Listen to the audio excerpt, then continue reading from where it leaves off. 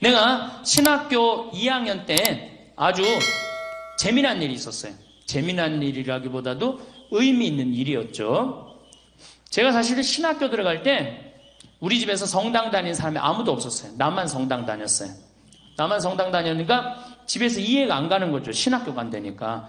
장가도 가야 되고 애도 놓고 살아야 되는데 신학교 간다니까 집에서 이해가 안 돼요. 제가 신학교 합격하던 날 어머니한테 두들겨 맞았어요. 신학교 합격형도 뭐 자랑이냐고 막 때려갖고 집에서 쫓겨났어. 합격하던 날. 그리고 입학식 날도 신학교 입학을 했는데 다 와갖고 뭐 입학식 끝나고 사진 찍으러 간다고 뭐 다 나갔는데 나만 아무도 안 왔어. 나만. 그래갖고 이제 다 사진 찍으러 나가고 강당, 신학교 강당에서 가만히 있는데 뒷꼭지가 가렵더라고. 이렇게 쳐다보니까 2층에서 어머니가 3분 동안 째려보더니 그냥 집에 가더라고. 진짜로. 그러니까 나는 신학교 1학년 때 외출을 해도 문 다 걸어 잠고 집에서 아무도 없었어요. 집에도 안 가고 어머니한테 성당 나오라는 말도 못했어요. 맞아 죽지. 성당 나오라고 그러면은 뭐 성당을 나가면 뭐 김씨에서 황씨로, 우리 어머니가 김씨거든요. 김씨에서 황씨로 바꾼다. 내가 세례를 받으면 10손가락 장을 다 지진다. 막 그랬는데 어떻게 성당 나오라고 그래요. 그냥 신학교 그냥 억지로 간 것만 해도 그냥 감지덕지지. 한 번도 어머니 아버지한테 성당 나오라는 소리를 안 했어요. 다만 신학교에서 매일 저녁에 부모를 위한 기도서 그때 88페이지인가 매일 부모를 위한 기도 바쳤어요. 그런데 어머니가 세례를 받은 거예요. 2학년 때 와보니까 어떻게 세례를 받았냐고 그러니까 꿈에 교황님이 이렇게 주교님들을 모시고 꿈에 우리 집에 딱 문을 열더니 이 집에 신부가 날 집인데 네가 고집을 피면 어떻게 하느냐 그렇게 꿈에 나타났다는 거예요. 우리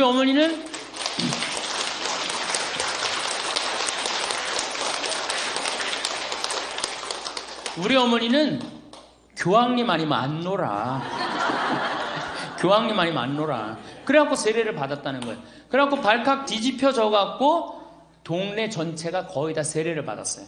저 때문에. 우리 윗집도 사실은 그분이 경기도청의 국장님, 굉장히 아주 높은데 병이 들어갖고 우리 윗집에 사시는 분이었는데 이분이 평생 절에를 다녔어요. 근데 막 돌아가시기 3일 전에 그 부인한테 수녀님을 모시고 오라고 그랬다는 거예요. 수녀님을. 그래서 이 돌아가기 전에 죽기 전에 정신이 왔다 갔다 한다고 매일 오던 스님을 모시고 와야지 왜 수녀님을 모시고 오느냐고 이게 착각하는 거 아니냐고 그랬더니 그 형제님이 그랬대요. 아니라고 우리 아래층에 여기 신학교 간 그 성당인 수녀님을 모시고 오라고. 왜 그러느냐고 그러니까 내가 좀 전에 꿈을 꿨는데 비행기가 한 대 왔는데 그 비행기에 자리가 하나 내가 올라가 보니까 수녀님하고 신부님들이 꽉 앉아있고 빈자리가 있더래. 그게 자기 자리라고 앉으라고 그랬대. 그래갖고 수녀님 와갖고 대세 주고 돌아가셨어요. 그러니까 우리 동네는 다 그렇게 세례를 많이 받았어.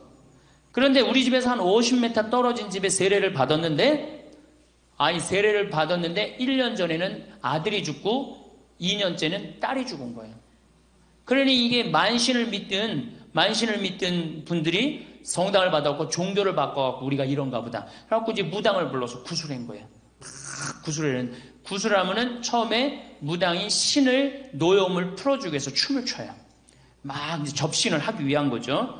춤을 추다가 막 이제 탈원 상태에 들어가면은 그 떠나가는 영혼을 불러낸다고 그래요. 불러내는 거죠. 그래갖고 공수라는 거래요. 공수라는 거래요. 이게 우리 어떻게 보면 신부들의 강론하고 비슷한 건데 그거하고 좀 틀리죠. 영혼을 불러내는 거니까 공수라는데 막 이 무당이 이제 죽은 딸 목소리 흉내를 내면서 막 얘기를 하는 거야. 엄마, 오빠는 작년에 천당 갔고 나도 너무너무 좋은데 가고 있어. 그리고 나 오토바이 사고 내갖고 죽은 그 청년 빨리 합의 봐줘갖고 빨리 바깥에 나오게 세상에 나오게 해줘. 나 이렇게 좋은 데 가는데 엄마 너무너무 슬퍼하지 마라. 그리고 엄마 아빠는 열심히 성당 나가. 공수하면서 이제 무당 입에서 막 성당 열심히 나가라고 그러는 거예요. 그래갖고 끝나고 난 다음에 성당에 열심히 나갔다는 거 아니에요. 열심히.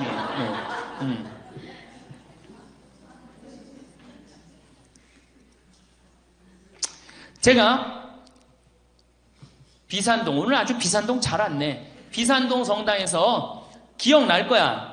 부활 성야 때 내가 강론했던 거 그거 기억날 거야. 헌금 얘기했던 거. 1,000원 가지고 10,000원 만드는 방법. 10,000원 가지고 10만 원짜리 만드는 방법. 기억나시죠? 기억나요? 기억나는 분들. 야, 15년 전 강론을 기억을 하네. 제가 뭐라고 그랬어요? 헌금을 1,000원을 이렇게 갖고 어떻게 이걸 두들겨 패. 두들겨 패면 파랗게 멍들어. 그럼 파란 10,000원짜리가 되잖아요. 그렇죠? 파란 10,000원짜리를 들고 멍들은 이놈을 15층에 올라가고 흔들어. 떨어질까 하얗게 질리잖아. 그럼 수표가 되는 거야. 그래갖고 내라고 내가 강론했던 거 기억나죠?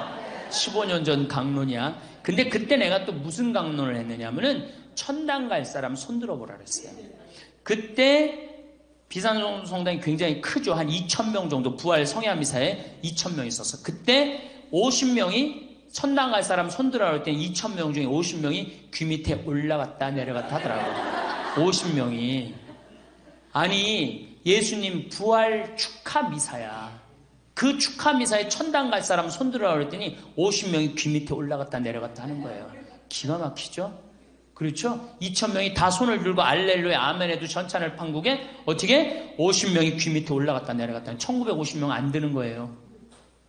연옥 갈 사람 손들어 보라니까 한 100명이 귀 밑에 올라갔다 내려갔다 하더라고. 100명이.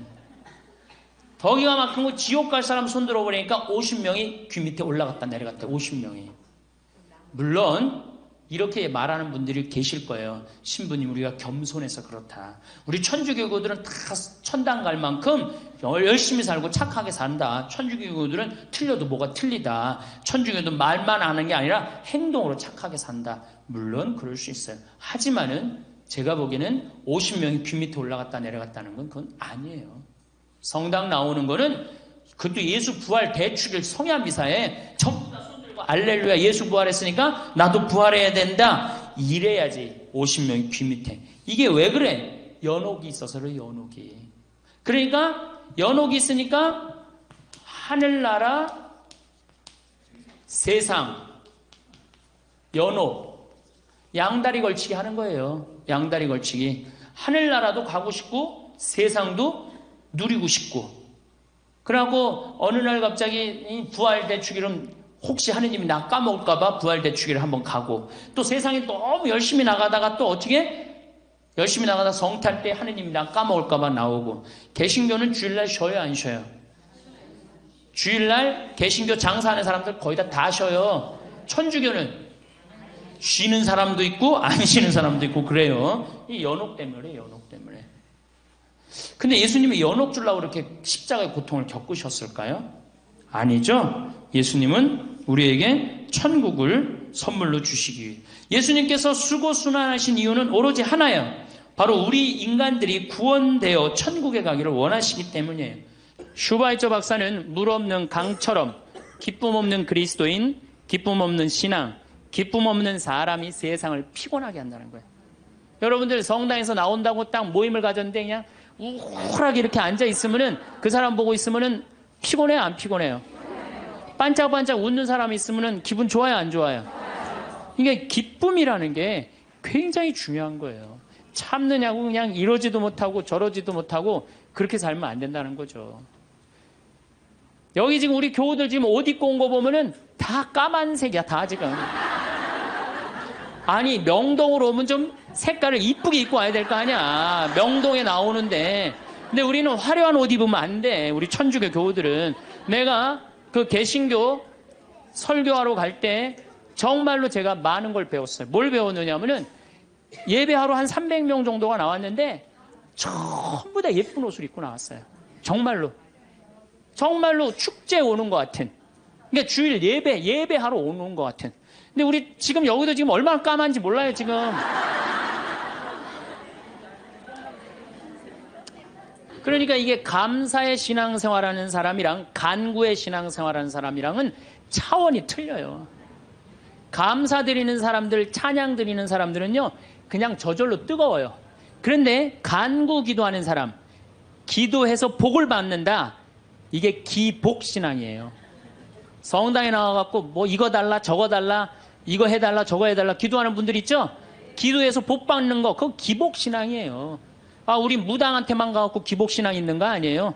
성당에 나와서도 기복신앙들 많습니다. 그래갖고 그냥 우리 신부들이 그냥 서양 무당인 줄 알고 그런 분들 많아요. 그래갖고 그냥 저한테 와갖고 그냥 제가 그냥 뭐 무슨 능력이 뛰어난 줄 알고 어디 성령 기도회 가면 안수 기도 해달라는 분, 오늘도 2분 해드렸어요. 물론 오늘 해드린 안수는 내가 기적을 일으키려고 한 건 아니에요. 그냥 하느님의 축복을 빌어준 거지. 그런데 많은 경우 할머니들이 신부님 골 아파요, 신부님 허리 아파요, 신부님 무릎 아파요, 안수기도 좀 해주세요. 신부님이 해주면 나을 것 같아요. 난 또 착하니까 해주죠. 근데 난 능력이 없는 걸. 그래갖고 머리에 손을 얹고 내가 뭐라고 기도하느냐면은, 하느님 이 할머니 골이 아프답니다. 내가 해줄 수 있는 건 그것밖에 없어요.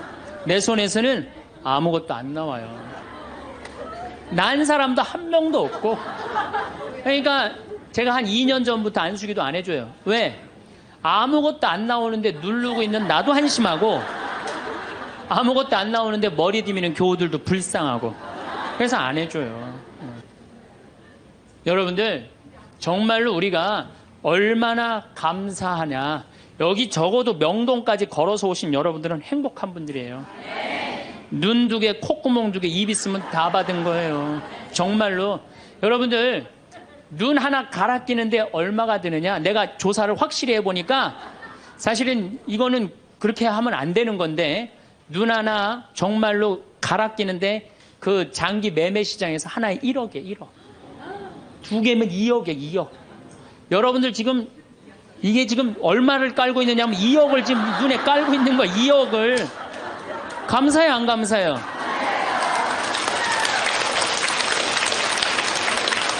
만약에 내가 아무것도 안 보여. 그래갖고 저 신부 얼굴도 못 보고 반찬이 어떻게 생겼는지도 모르고 명동 성당이 얼마나 멋있는지도 모르고, 그렇지 않아요? 아무것도 지금 다 보고 있는데 얼마나 감사해요. 감사하지 않아요? 감사해요. 신장 하나 갈아 낀데 3천만 원, 간 갈아 낀데 7천만 원이에요. 이것만 대충 따져도 3억을 여러분들 여기 지금 깔고 있는 겁니다. 근데 뭘 하느님한테 달라고 그래요? 다 주셨구만. 만약에 여러분들 내가 쓰러져 갖고 앰뷸런스에 실려간다. 1시간 산소호흡기 되는데 얼마를 내야 되냐면 36만 원 내야 돼요. 근데 여러분들 지금 공짜로 지금 오전 10시부터 지금까지 몇 시간 마신 거예요? 지금 5시간 마신 거예요. 한 200만 원 벌은 거지, 앉아서. 감사해요, 안 감사해요? 하루면 1,000만 원 버는 거예요. 이렇게 받은 은혜 감사하기도 바쁜데 뭘 그렇게 하나님한테 달라고 그러세요? 신부님, 빚이 너무 많아요. 빚도 걱정하지 말아라. 갚다 못 갚으면 죽으면 되지 뭘 걱정하고 그래. 제가 여러분들 죽으라고 그런다고 자살하라는 얘기가 아니에요. 중요한 건 뭐냐면 여러분들 지금 빚 걱정한다고 갚아줘요? 안 갚아줘요. 빚은요, 세월이 갚는 거예요. 그럼 세월한테 맡기세요. 세월한테 맡기고, 나 오늘 하루를 살더라도 즐겁게 살아요. 아깝지 않아, 이 하루? 그렇죠? 그러면 오늘 하루 정말 즐겁고 행복하게 살다 보면은 빚도 시간 지나면 갚아지는 건데, 그걸 그냥 끌어안고. 천주교 요리문답 380학문 중에 제 1조가 뭐냐? 옛날부터 성당 다니셨던 분들 손 들어보세요. 뭐예요?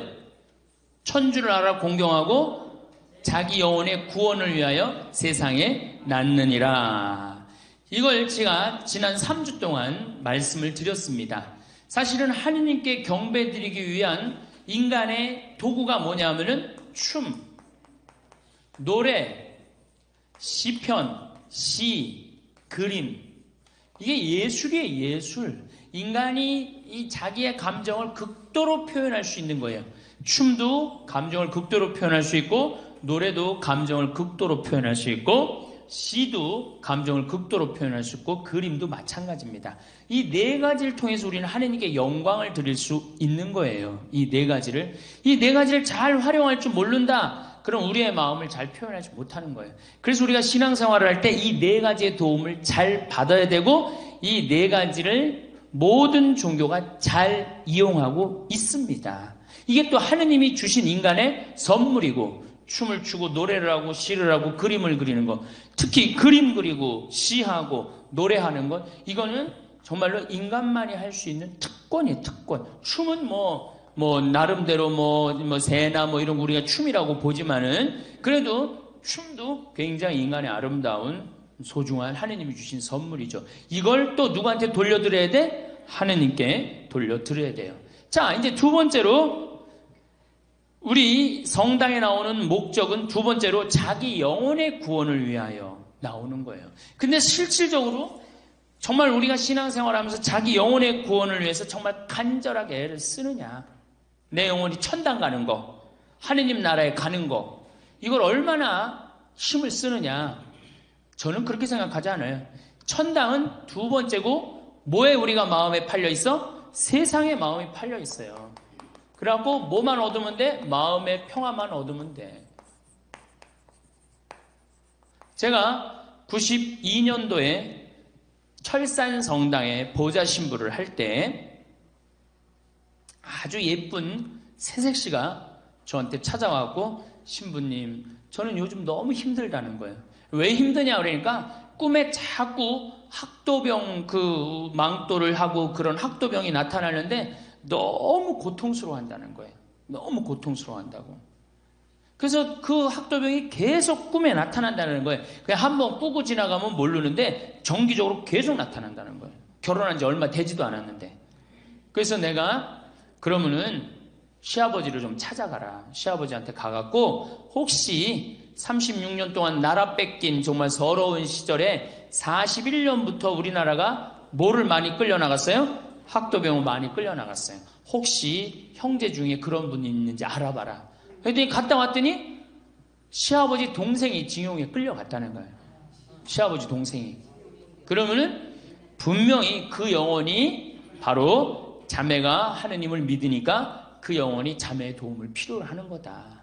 나하고 미사 넣고 같이 그 영혼을 위해서 기도하자. 그러고 정말 한 달 동안 내가 또 막 새 신부였냐, 새 신부. 막 새 신부였을 때니 얼마나 정성스럽게 미사를, 정말 제가 굉장히 정성스럽게 미사를 드렸어요. 그 영혼의 이름을 이제 알아갖고 와갖고 굉장히 미사 때마다 천국에 갈 수 있도록 해주십시오. 천국에 갈 수 있도록 해주십시오. 이 영혼이 만약에 연옥에 있다면 하느님 당신의 은총으로, 예수님 당신의 십자가의 피로 천국에 갈 수 있도록 해주십시오. 계속 했어요. 근데 한 달이 지났는데 그 자매가 저를 찾아왔어요.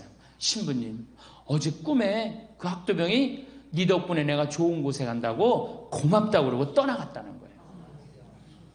누구 덕분에? 그 손자 며느리 덕분에 이 학도병은, 우리 천주교는 뭐가 있어요? 연옥이 있어요. 연옥. 이거를 우리 가톨릭에서는 림부스라고 그래요. 림부스. 림부스의 의미는 뭐냐면은 여기 천당이야. 그리고 여기가 가장자리. 천당 가장자리. 천당 끄트머리, 이거를 뭐라고 그러냐면 근처, 언저리를 림부스라고 그래요. 림부스. 이걸 연옥이라고 표현하는 거야. 천당 바로 직전에. 그 다음에 이 림부스 끄트머리도 아니고 맨 끝에 있는 건 뭐야? 이건 지옥이야. 이건 가지도 못하는 거야. 여기에 얹혀 있는 영혼들, 오도 가도 못하는 불쌍한 영혼들이 누구의 기도를 간절히 바라요? 살아있는 우리의 기도를 간절히 바라는 거예요. 미사는 하느님께 드리는 최고의 경배이면서 고통스러운 연옥의 문을 열어주는 황금 열쇠예요. 성 그레고리오는 말합니다. 어떤 연옥 영혼을 위하여 미사가 봉헌되면 그동안은 그 영혼의 괴로움이 아주 중지되든가 또는 적어도 얼마만큼 가벼워진다. 내가 신부가 미사를 이렇게 봉헌할 때 항상 연옥 영혼을 위해서 간절히 기도합니다. 연옥 영혼이 있다면 하느님 정말로 빨리 당신 품으로 끌어들이시라고. 이 세상에서 착하게 산 사람은 반드시 천당에 올라갈 거고 그렇지 못한 사람은 연옥에서 단련을 받아야 돼요. 연옥에서. 제가 이렇게 사제생활 길게는 안 해봤지만 사제생활하면서 많이 느끼는 것 중에 하나가 불쌍한 영혼들이 너무 많다는 거예요. 우리의 기도를 필요로 하는 영혼들이 너무 많다는 거예요.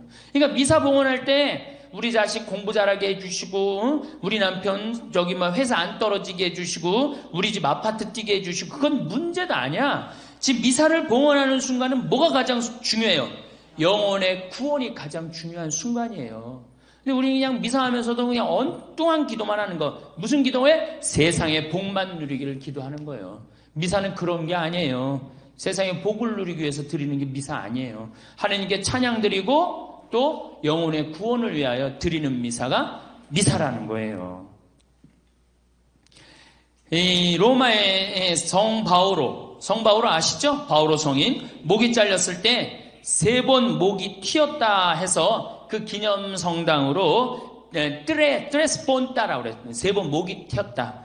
거기서 이 성당 아주 근사하게 전했죠. 그 성당에서 미사를 거행하던 성 벨라도는 이렇게 얘기해요. 수많은 천사들이 전 세계에 사제들이 바치는 희생제사, 즉 예수님의 십자가의 희생에 의하여 연옥으로부터 해방된 영혼들을 천국으로 데려가느라고 오르락내리락 하는 장면을 봤다는 거. 성 벨라도 성인은 그 미사를 드리는 동안 어떻게 수많은 영혼들이 천당에 올라가는 걸 본다는 거예요.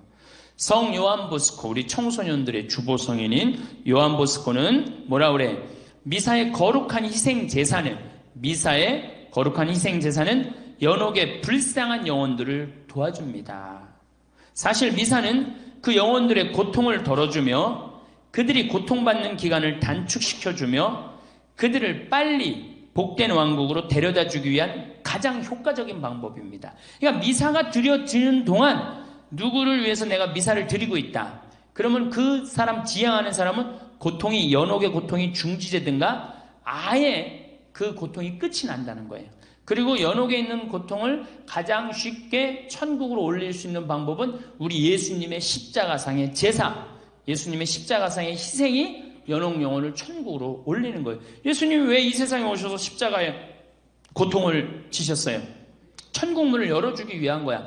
그 십자가의 제사가 바로 뭐예요? 미사예요. 그래서 미사를 우리는 뭐라고 불러?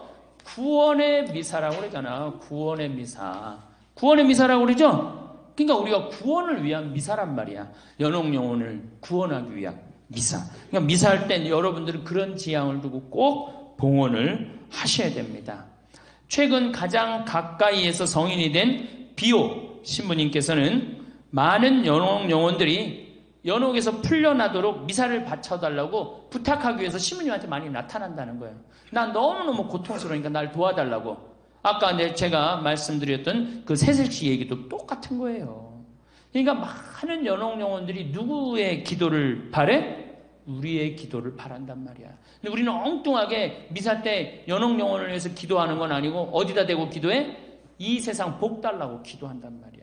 그러니까 이거 안 되는 거죠. 그러니까 방향을 잘못 잡았다는 거, 신앙생활에. 성 토마스 아퀴나스는 또 말합니다. 연옥에서 영혼을 구하는 가장 쉬운 방법은 물론 미사다. 연옥에 있던 성 토마스 아퀴나스의 누이 동생이 오빠 나 너무 고통스러우니까 날 위해서 미사를 좀 봉헌해줘. 그래갖고 미사를 7대를 봉헌했대요. 그랬더니 천국에 올라갔다는 소식을 천사들을 통해서 들었다는 거예요.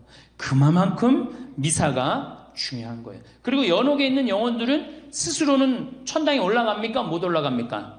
못 올라가요. 그 고통을 다 보석을 다 해야만이 올라가는 거예요. 그러니까 살아있는 우리의 기도의 도움이 필요한 거예요. 연옥에 있는 영혼들은. 특히 우리가 하루에 3번 연옥을 위해서 꼭 기도하게 돼 있어요. 언제?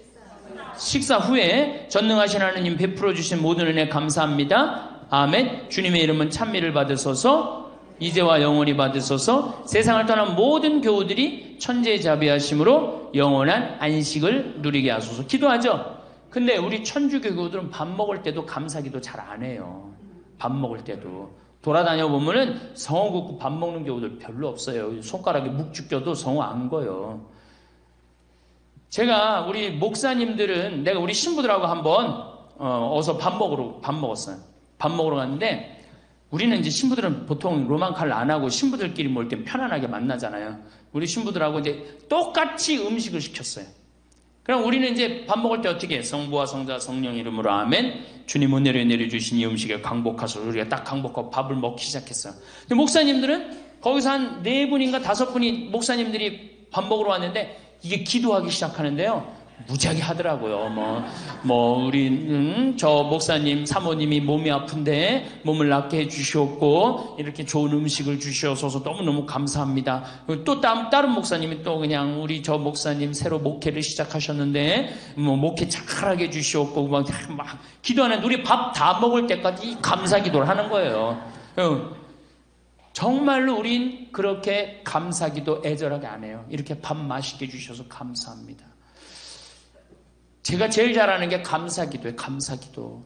오늘 아침에도 아침에 올라오는데 이 산에 구름이 걸려있는데 너무 멋있는 거예요. 저 앞산에 구름이 걸려있는데 너무 멋있는 거예요. 하느님 감사합니다. 감사합니다. 제가 항상 이렇게 감사기도를 드려요. 특히 밥 먹을 때 제가 제일 감사해요. 이렇게 맛있는 밥 해주셔서. 제가 요즘 우리 무를 심는데 처음에 무청이 나잖아요. 그거 처음에 3개 하나 따줘요. 다. 그거 갖고 지금 물김치를 담았는데 얼마나 맛있는지 몰라요. 먹을 때마다 내가 감사하다 그래. 농약 안 쳤지. 그 자연의 냄새가 나지. 감사합니다. 이렇게 밥 먹을 때 내가 감사 기도할 때 연옥 영혼들이 어떻게 해? 다 쳐다보고 밥 먹어라. 맛있게 먹어라. 먹고 난 다음에 누굴 위해서 기도하니까? 나를 위해서 기도하니까. 근데 우리 천주교 교우들이 밥 먹고 그냥 일어나서 가는 경우가 천지야. 연옥 영혼들이 얼마나 허무하겠어. 저걸 기도를 해주고 가야지 나한테 오는데 그 공덕이. 그냥 밥 먹고 일어나. 여러분들 밥 먹고 난 다음에 꼭 어떻게 세상을 떠난 모든 교우들이 천주의 자비하심으로 영원한 안식을 누리게 해달라고 기도하셔야 돼요. 많은 분들이 그럴 거예요. 죽음은 끝이지 있긴 뭐가 있어. 하느님 뭐가 있어. 여러분들 죽음은 끝일 것 같아요. 하느님이 있을 것 같아요. 어떨 것 같아요? 영원한 세상 있을 것 같아요? 죽으면 그냥 딱 끝날 것 같아요? 영원한 세상 있을 것 같아요? 내가 평택에서 본당 신부할 때 연초에 50준 된 형제하고 50준 된 자매하고 애들 4, 딸 3, 아들 1, 내 기억이 나요. 4시 사제관에 저녁에 들어온 거예요. 신부님 우리 성당에 나와야 되겠다는 거예요. 그래서 왜 그러느냐 그랬더니 사실은 우리 아버지가 살아생전에 성당 교회 나가려고 그러면은 못 나가겠다는 거야. 하느님이 있긴 뭐가 있느냐고. 하느님을 믿느니 뭐를 믿겠다? 내 주먹을 믿겠다고 그래. 주먹을 믿겠다고. 주먹이 뭐 해주는데? 주먹 싸움. 그래 남 때리고 이러는데 해주지. 주먹이 해주는 건 아무 일도 없어요. 그래서 제가 그분이 이제 그리고 이제 그 할아버지가 살다가 돌아가셨대요. 돌아가셨는데 그 할아버지가 죽어보니까 뭐가 있는 거야? 저승길이 있는 거야. 저승길이. 우리 사도신경에 뭐라 그래? 저승에 가시오 그러시잖아요. 그 저승길이 있는 거예요. 그러니 기가 막히잖아. 자기가 이제 지금 살아생전에 자식들 신앙생활도 못하고 하느님을 믿느니 죽어서 뭐가 있느냐? 내 주먹을 믿겠다고 그러는데 죽어보니 저승길이 있는 거야. 그래서 이 할아버지가 저승사자한테 그랬대요. 그게 뭐 천사인지 뭐 정말 저승사자인지 누군지 모르겠지만은 난 돌아가야 된다고. 내 자식들한테 저승길이 있는 걸 알려줘야 된다고. 그래갖고 이 할아버지가 관을 묻는데 하관을 하는데 관을 두들긴 거예요. 정말로. 그래갖고 문을 열어보니까 아버지가 살아 돌아온 거예요. 믿어지지 않는 일이죠. 그 자식도 그냥 정말로 미치는 일이지. 죽었던 아버지가 3일 만에 돌아와갖고 내가 죽어보니 저승길이 있단다. 니네들 성당에 나가라. 그리고 일주일 살다 돌아가신 거예요. 그래갖고 이제 그 장례를 최종적으로 하고 우리 집에 온 거예요. 사제관에 자기네들 성당 하느님 믿겠다고. 눈이 빨개져갖고 온 거예요. 살아생전에 여러분들 그런 경험하면 어떨 것 같아? 그럼 미치겠죠? 야, 이게 죽었던 사람이 와서 저승길이 있다고 알려주니 이거 미치는 거죠. 그래갖고 교리에 등록을 해갖고 얼마나 열심히 교리를 받았는지 몰라요. 그래갖고 세례를 받았어요. 그런 경험도 있어요. 물론 그분들 한 6개월 지나고 나면 다시 냉담했어요. 여러분들 기적이 일어나면 내가 신앙생활 잘할 것 같다. 하느님이 징표를 보여주면 내가 신앙생활 잘할 것 같다. 그런 생각 들죠? 의심이 날 때 그런 분들은 기적이 일어나도 6개월 지나고 1년 지나면 까먹어요. 믿음은요, 본다고 믿는 게 아니에요. 보지 않고도 믿는 게 진짜 믿음이라고 누가 얘기했어? 예수님이 얘기했어요. 예수님이. 아무리, 물론 그분들 다시 또 이제 난 하느님을 믿는다고 생각하지만은 믿음이라는 건요, 그냥 하느님, 이 자체가 하느님인데 온 세상에 하느님의 기운이 들어있는데 뭘 증거를 바라봐. 지금 내가 살아있는 것 자체가 이게 기적이고 이게 신앙인데. 그래갖고 내가 그렇게 세례줬던 경험도 있습니다. 그래서 이 죽음은 뭐가 있느냐? 아니에요. 죽음은요, 나는 내가 비산동 성당에서 어떤 경험이 있었느냐면은 99살 먹은 할머니야. 안양 비산동에서 주일날 새벽에 고등학교 3학년 여자인데 등치가 이런 애가 찾아온 거야. 우리 어머니 돌아가실 거라 같다고. 우리 할머니지, 그러니까 할머니. 그래갖고 또 새벽에 주일미사 우리 문신부한테 맡기고, 그때 문희종 신부 알죠? 나하고 같은, 내가 1보자, 그 신부가 2보자였는데 맡기고 내가 이제 갔어요. 갔는데 그 할머니가 내가 병자성사 하는 동안 돌아가셨어요. 그런데 그런 걸 느껴요. 얼마나 편안하게 돌아가셨는지. 나 올 때까지 기다렸던 거, 할머니가. 돌아가시는데 이 영혼이 올라가고 있는 걸 느끼겠더라니까. 아, 이분 지금 천당 가고 있구나. 그런 걸 느끼겠어요. 그런 경험이 참 많아요. 바로 하늘로 초대받아 가는 걸 느껴요. 그러니까 우리가 죽으면 뭐가 있어? 있어요. 천당 있어요. 천당이 없으면 세상의 질서가 무너지게 돼 있어요. 인간에게는 그래, 인간에게는. 그래서 성 안셀모는 이런 얘기를 해요. 살아있으면서 자기 영혼을 위해 기도하는 생미사 한 대는 죽어드리는 위령미사 1000대보다 가치 있는 거라고 그래.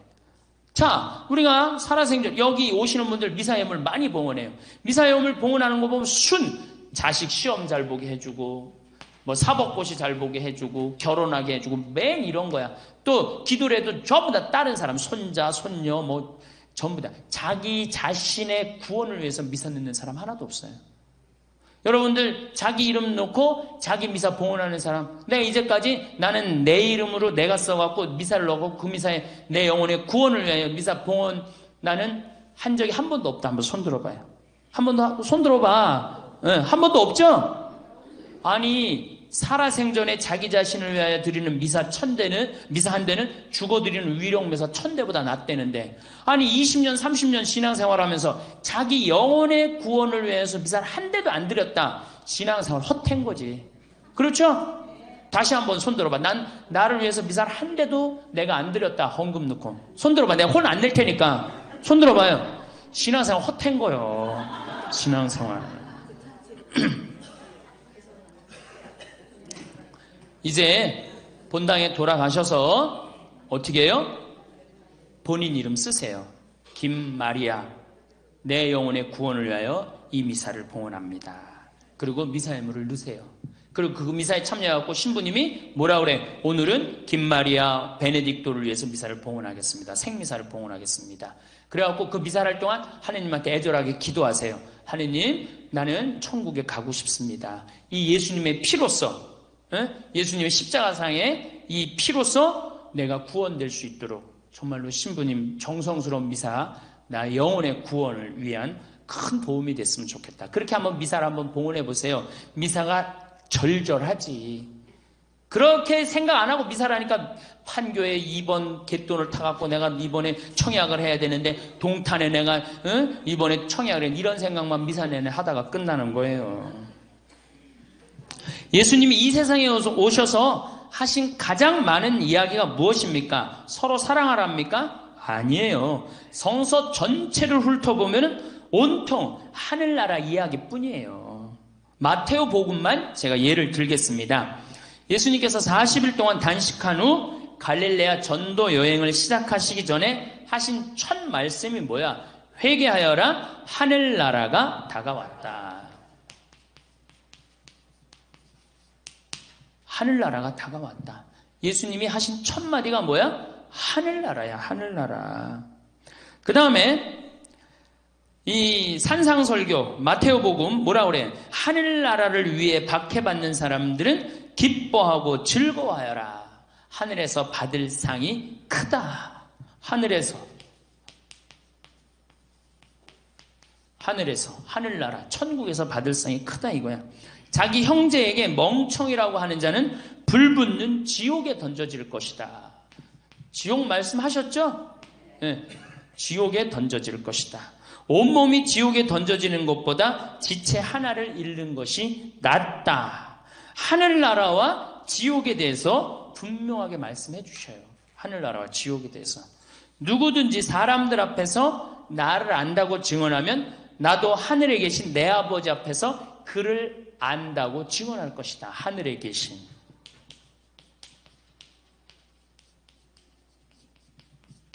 그렇죠? 하늘나라, 하늘에서 하늘에 계신. 예수님은 또 하늘나라가 얼마나 가치 있는 곳인지 다음의 비유를 들어 말씀하십니다. 하늘나라는 밭에 숨겨진 보물과 같다. 그 보물을 발견한 사람은 그것을 다시 숨겨두고서는 기뻐하며 돌아가서 가진 것을 다 팔아 그 밭을 산다. 자, 하늘나라는 밭에 숨겨진 보물. 우리 내가 지금 배추 심고 무 심는데, 봤더니 어떻게? 내가 지금 배추밭, 무밭 빌려서 하거든요. 근데 알고 봤더니 그 보물이 있어. 가득 들어있어. 배추 심는데. 그럼 어떻게? 내가 가지고 있는 거 다 팔아서 그 밭을 산다는 거죠. 하늘나라는 그거하고 똑같다는 거예요. 그러니까 우리 할머니들 평생 지금까지 이제 살아왔으니까 이제는 내가 가진 거 다 팔아서 뭐 사야 돼? 하늘나라 사야 돼. 자식들한테 땅 물려주고 집 물려줄 게 아니라니까. 예? 하늘나라를 살 생각을 해야 돼. 근데 우리는 하늘에 관심이 있어요? 세상에 관심이 있어요? 솔직해서 좋으네. 예. 세상에 관심이 있잖아요. 세상에. 또 하늘나라는 좋은 진주를 찾는 상인과 같다. 그는 값진 진주 하나를 발견하자 가서 가진 것을 모두 처분하여 그것을 산다. 그러니까 하늘나라는 니네가 가진 걸 다 팔아서 사도 아깝지 않다는 거예요. 예수님 말씀에 의하면.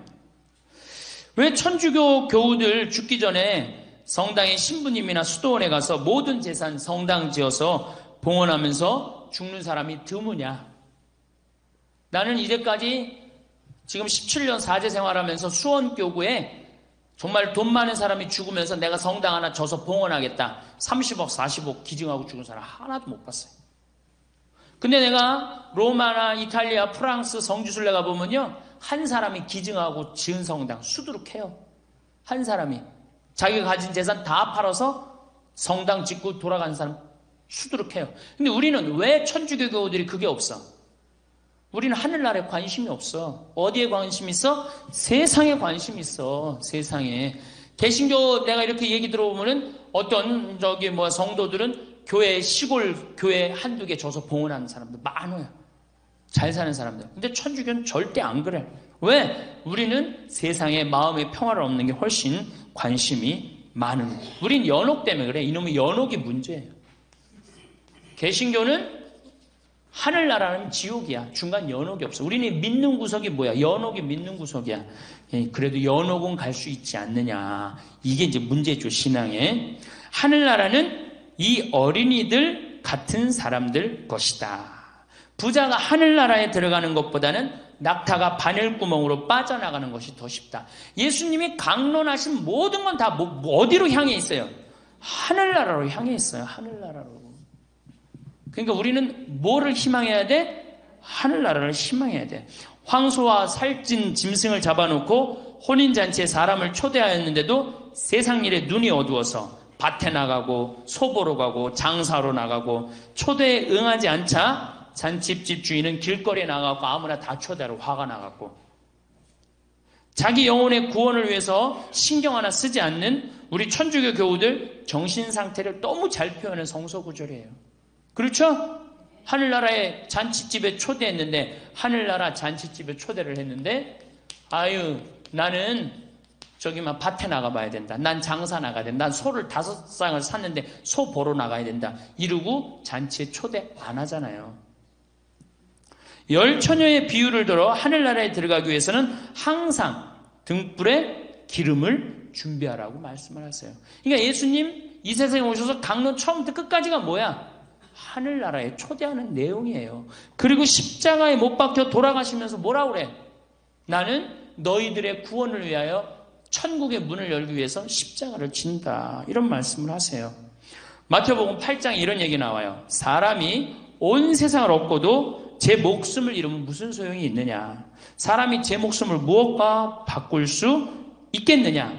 절개 없고 죄 많은 이 세대에서 누구든지 나와 내 말을 부끄럽게 여기면 사람의 아들도 아버지의 영광에 쌓여 거룩한 천사들과 함께 올 때 그를 부끄럽게 여길 것이다. 예수님이 온 세상을 얻는다 해도 자기 영혼을 구원하지 못하면 무슨 소용이 있느냐고 말씀을 하세요.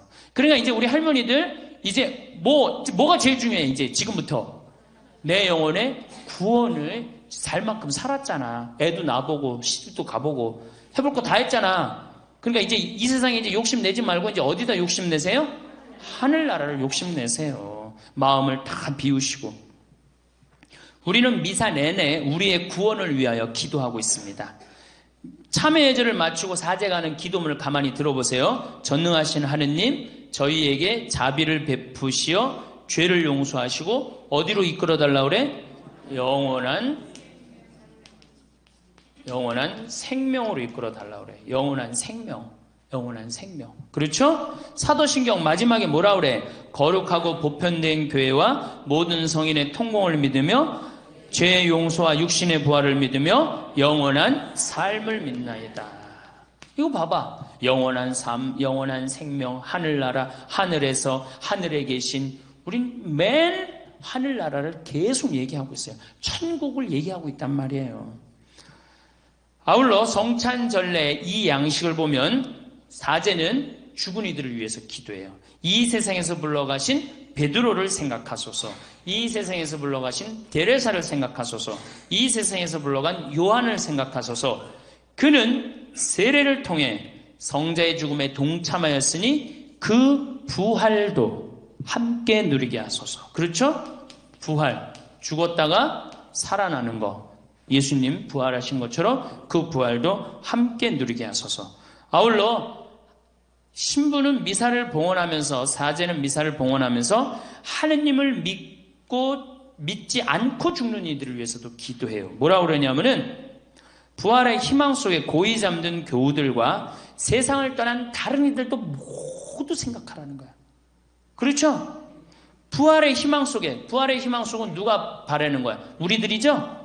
아울러 세상을 떠난 모든 이들도 생각하시어 그들이 주님의 빛나는 얼굴을 배웁게 하소서. 어디에 계신? 하늘에 계셔서 빛나는 얼굴을 배웁게 해달라는 거. 그러니까 미사 내내 뭐를 위해서 기도해? 구원을 위해서 기도하는 거. 구원을 위해서. 아울러 미사를 봉헌하는 이들을 위해서도 신부는 기도해요. 뭐라 그래? 저희에게도 자비를 베푸시어 영혼으로부터 주님의 사랑을 받는 하나님의 어머니 복되신 동정마리아와 복된 사도들과 모든 성인들과 함께 어떻게? 영원한 삶을 누리게 하소서. 그러잖아요. 그러니까 미사 내내 하느님께 찬양 드리고 경배 드리고 그 다음에 뭐를 위해서 기도드려? 구원을 위해서 기도해요. 어제 미사 경문 봐요. 하느님께 경배 드리고 그 경배가 우리 구원의 길이 되게 해달라고 기도하죠. 그러니까 우리 신앙의 근본적인 목적은 뭐야? 하느님께 경배하고 그 다음 뭐야? 내 영혼의 구원을 위한 거예요. 마음의 평화를 얻기 위해서 나오는 게 아니에요. 하느님께 경배드리고 내 영혼의 구원을 위해서 기도하는 거예요. 우리는 이런 미사의 의미도 모르고 미사 때 누구를 기억하는 일도, 죽은 이를 기억하는 일도, 나의 영혼을 위해 기억하는 일도 없고 엉뚱한 것만 기억하잖아요. 돈 많이 벌게 해주고 건강하게 해주고.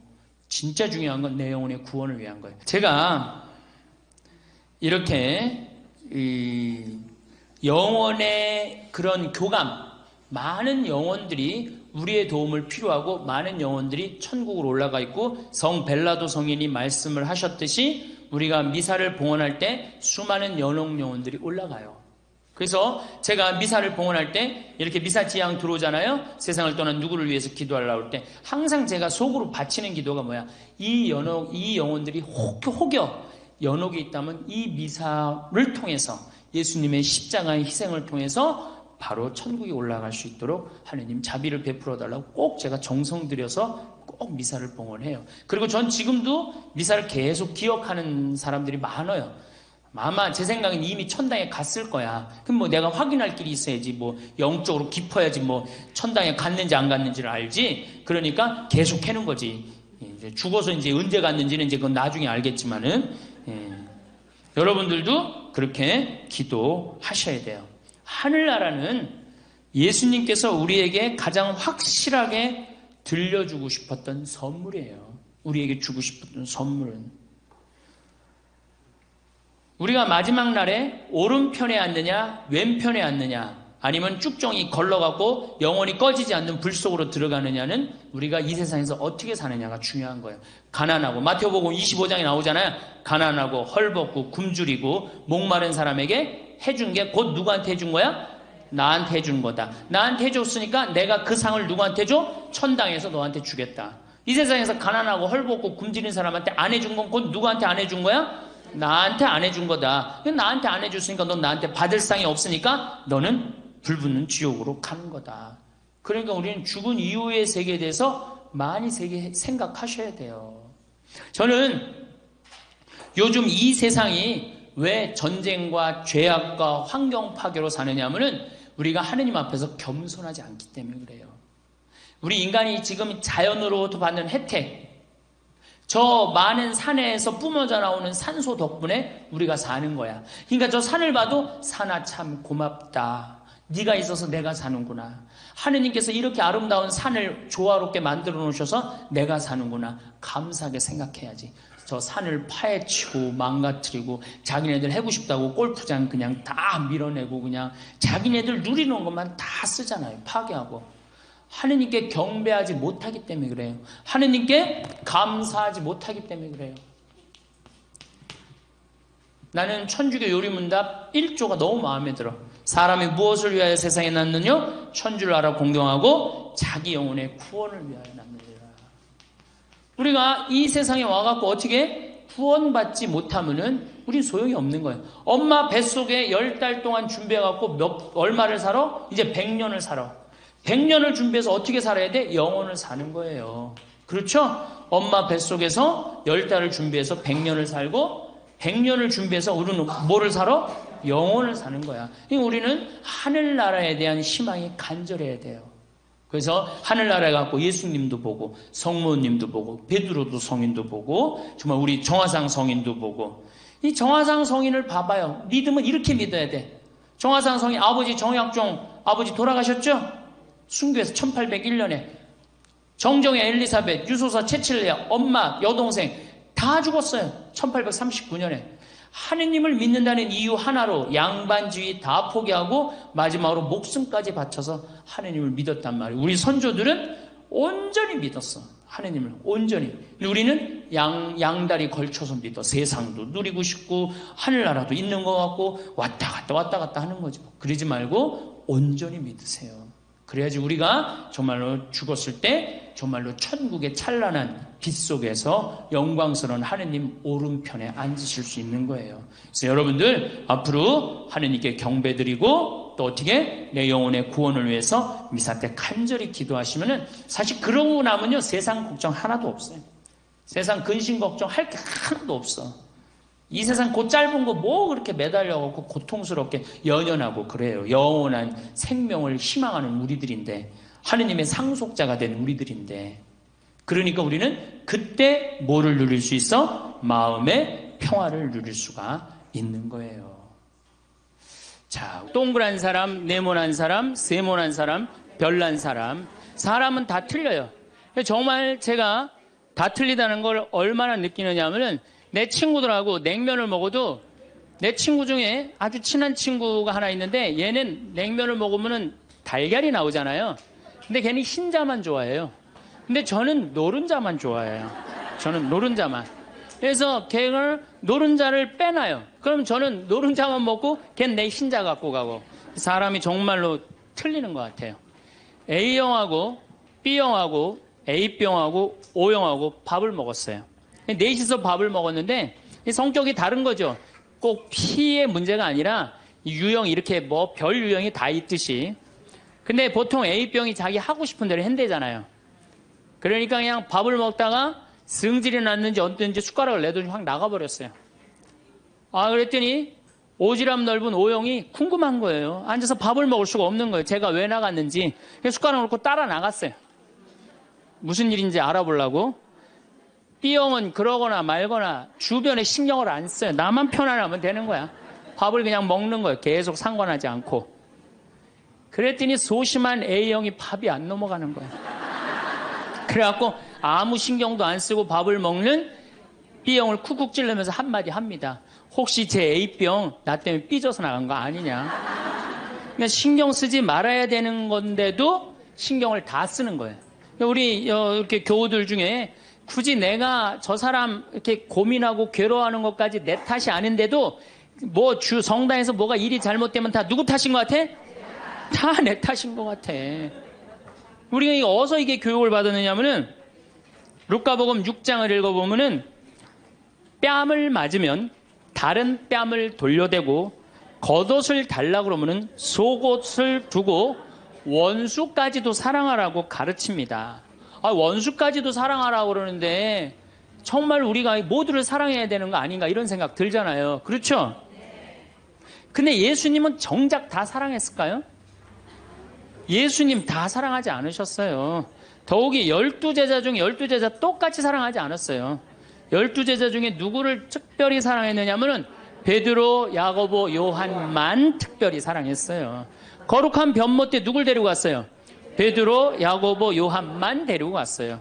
아니 그 기가 막힌 모습을 보여주려면 다 보여주지. 왜 3명만 데리고 가? 나머지 9명 기분 나쁘게. 그렇잖아요. 그리고 회당장 야이로의 딸 살리러 갈 때 누구만 데려갔느냐면 베드로, 야고보, 요한만 데려가요. 다른 사람은 그 부모 외에는 아무도 따라오지 못하게 했다고 그래요. 못 따라간 제자들 섭섭할 것 같아, 안 섭섭할 것 같아요? 근데 여러분들은 밥 먹으러 가는데 한 3명만 데려가야 되는데 나머지 6명 남아있으면 찝찝해, 안 찝찝해요? 앞으로는 그러지 마세요. 예수님이 겟세마니 동산에서 내 마음이 괴로워 죽을 지경이니 나와 함께 깨어 있어 줘라. 그렇게 하고 가까이에 누구만 불렀느냐면 베드로, 야고보, 요한만 불렀어요. 예수님도 12 중에 3명만 이렇게 사랑했는데 여러분들은 레조 단원들 12이면 12명 어떻게 다 사랑해. 그 중에 3명만 사랑해도 누구하고 똑같아? 예수님하고 똑같은 거예요. 근데 놀랍게도 마태복음 18장에 이런 얘기가 나옵니다. 만약에 이웃이 잘못하면 우선 개인적으로 그러지 말라고 말하고 다음 한두 사람의 증인을 세우고 그래도 말 안 들으면 교회에 알리고 그래도 말 안 들으면 세리나 이방인 취급을 하라고 그래요. 그러니까 끝까지 끌어안으라는 말도 하셨지만은 어떻게 말 안 들으면 무슨 취급하라고 그래? 세리나 이방인 취급하라고 그래요. 마태복음 23장을 보면은 바리사이파, 사두가이파, 성구갑 이마에 팔 놓고 다니면서 일반 사람에게는 무거운 짐 지어놓고 자기는 손 하나 까딱하지 않는 이들에게 회칠한 무덤, 독사의 족속이라고 욕을 해대요, 예수님이. 그러니까 예수님은 어떻게 모두를 다 사랑했어요? 아니에요. 마음에 안 드는 사람들, 단죄해야 될 사람 단죄하셨어요. 그 예수님 또 그렇게 많이 참지도 않으셨어요. 우리 교우들처럼 그렇게 많이 참지도 않으셨어요. 요한복음 2장에 예수님이 성전 정화를 하는데 너무 막 성질이 나시니까 어떻게 상을 둘러엎고 채찍질로 그냥 정말로 난리를 치세요. 그러니까 여러분들도 이제는 너무 참지 마세요. 그러다가 여러분들 누가 다쳐요? 내가 다쳐요. 그런데 성당에 나오면 자기를 버리고 자기 목숨을 구하려 하지 말고 예수님 십자가를 지고 따라야 된다. 이 말이 꽉 귀에 들어오는 거예요. 순교자들이 이렇게 사셨다. 순교자들이. 우리들도 하느님 제대로 믿으려면 순교자나 예수님처럼 그렇게 십자가 지고 참아야 된다. 그리고 우리 또 선조들은 또 얼마나 대단해요. 막 피가 그냥 뼈가 튀어나오도록 맞으면서도 그걸 다 참고 배교하지 않고 하느님 사랑하고 그냥 그 사람들도 구원해서 기도했잖아요. 그러니까 자기를 미워하고 남을 위해서 살아야 한다고 자기에게 어떤 일이 있더라도 주님께서 주시는 십자가라고 생각하고 참고 살아야 된다. 이렇게 우리는 이 말씀에 눌려 살아요. 이걸 뭐라고 그러냐면 십자가 컴플렉스라고 그래요. 십자가 컴플렉스. 나도 십자가를 져야 된다. 예수님이 손목에 못 박혔을 때 얼마나 아팠을까? 그거 그냥 심줄을 뚫고 지나갔을 때 얼마나 아팠을까? 발목 못 박히셨을 때 얼마나 아프셨을까? 그러니까 나를 죽이려고 애쓰고 웬만한 일은 주님은 주시는 시련과 십자가라고 참고 견디고 살면은 내면에는 기쁨이 하나도 없고 정신적 질병에 시달리는 경우가 많아요. 순교가 아니라. 그래갖고 그냥 우리 천주교 교우들은 이혼도 못하고 살아요. 남편이 그냥 맨날 술 먹고 때리고 빚지고 노름해. 도저히 뭐 아이들을 데리고 살 수가 없어. 그래갖고 그냥 구역장님이나 레지오 단장님한테 상담을 합니다. 나는 정말로 이제 도저히 저 남편하고 못 살겠다고. 그냥 열심한 구역장님이나 레지오 단장님이 한마디 해요. 아유, 데레사 자매, 십자가에 계신 예수님 생각을 해야지. 십자가에 계신 예수님 생각하고 어떻게 하라는 거야? 참고 살아라니까. 그러니까 참고 살려니 이 자매는 기쁨이 있어요, 없어요? 기쁨이 없는 사람들의 특징이 뭐냐? 선교를 못 해요. 기쁨이 없는 사람들은 선교를 못 합니다. 왜? 개신교는 정말로 막 하느님 믿으면서 기뻐, 즐거워. 그러니까 주위에 이제 막 세상에서 힘든 사람들한테 뭐라고 그러냐면 우리 교회 가자. 우리 교회 가면은 정말로 기뻐. 구원받을 수 있어. 정말 행복할 수 있어. 그리고 막 끌고 가요. 근데 우리 기쁨이 없는 천주교 교우들은 주위에서 힘들고 고통스러운 사람이 있으면은 성당 가자는 말이 안 나와요. 왜? 너도 한번 나하고 성당 가서 십자가 지고 한번 참아볼래? 이 말이 안 나오는 거예요. 그래서 우리 천주교는 참고 살아야 되기 때문에 신앙생활이 우울해요. 개신교는 기쁨, 찬양, 영광, 감사, 아멘, 알렐루야 이런 거거든요. 근데 우리는 우울해. 우리 교우들은 그냥 봄판공, 가을판공, 양심성찰, 십자가의 길, 뭐 참회의 절 이런 거란 말이에요. 그냥 기쁨이 없는 신앙생활. 여러분들 죽을 때까지 참고 사느라고 기쁨 하나 없이 우울하게 산다면은 이분은 아마 지옥 맨 밑바닥에 갈 가능성이 많아요. 단테의 신곡을 읽어보면은 지옥 맨 밑바닥에 많은 사람을 가둬놨어요. 그래서 이 사람들한테 물어봤어요. 이 사람들은 살아생전에 무슨 죄 때문에 지옥 맨 밑바닥에 왔습니까? 물으니까 안내하는 사람이 다른 죄가 아니라 이 사람들은 세상에서 살 때 하느님을 믿는다고 하면서 기쁘게 살지 못하고 늘 우울하게 한숨만 쉬며 산 죄 때문에 여기 왔다고 그래요. 그러니까 기쁘지 않은 사람들이 어디 가는 거야? 지옥 가는 거예요. 그러니까 이 세상에서 기쁘게 산 사람은 천당 가는 거고 이 세상에 우울하게 산 사람들은 어디가? 지옥 가는 거야. 그러니까 여기 있는 분들 중에 지금 내가 십자가 지느냐고 우울하고 이런 분들 어디 갈 가능성이 많아? 지옥 갈 가능성이 많아요. 그래서 우울한 사람이 가는데 아예 정해놨어요. 제 5억에 간대. 지옥 중에. 지옥 1억부터 9억까지 있는데 5억에 간대. 5억. 그런데 예수님께서도 기쁨을 굉장히 강조하십니다. 저는 요한복음 13장, 14장, 15장, 16장, 17장, 18장 이거 여러분들 꼭 한번 묵상해 보세요. 왜 이걸 묵상해야 되느냐? 요한복음 13장에 예수님이 제자들의 발을 씻어줘요. 발을 씻어주고 최후의 만찬을 하세요. 그리고 14장에 뭐라고 그러느냐면은 성령께서 오실 거다. 내가 가도. 그러니까 성령을 보내주실 것을 말씀하시면서 당신이 아버지께로 가는 걸 기뻐하라고 그래요. 이제 곧 18장이면 잡히실 거거든요. 잡히실 것인데도 불구하고 예수님은 제자들하고 마지막 작별 유언을 하면서 기쁨에 대해서 말씀을 하세요. 기뻐해라. 요한복음 15장에는 나는 포도나무요 너희는 가지로다. 너희들은 나한테 붙어 있어라. 그래야만이 많은 열매를 맺는다. 이 말씀을 하세요. 근데 11장에 이런 말씀을 하세요. 내가 이 말을 한 것은 내 기쁨을 같이 나누어 너희 마음에 기쁨이 넘치게 하려는 것이다. 아니 이게 오늘 저녁에 붙잡혀서 돌아가실 예수님 입에서 나올 말이에요. 그런데 예수님이 지금 돌아가심에도 불구하고 마음이 기쁘신 거예요. 그래서 내 기쁨을 너희에게 흘러 넘치게 하려는 것이다. 그러니까 죽기 전에도 기쁘셨던 거예요. 예수님은. 왜? 뭐가 열리니까? 천국문이 열리니까.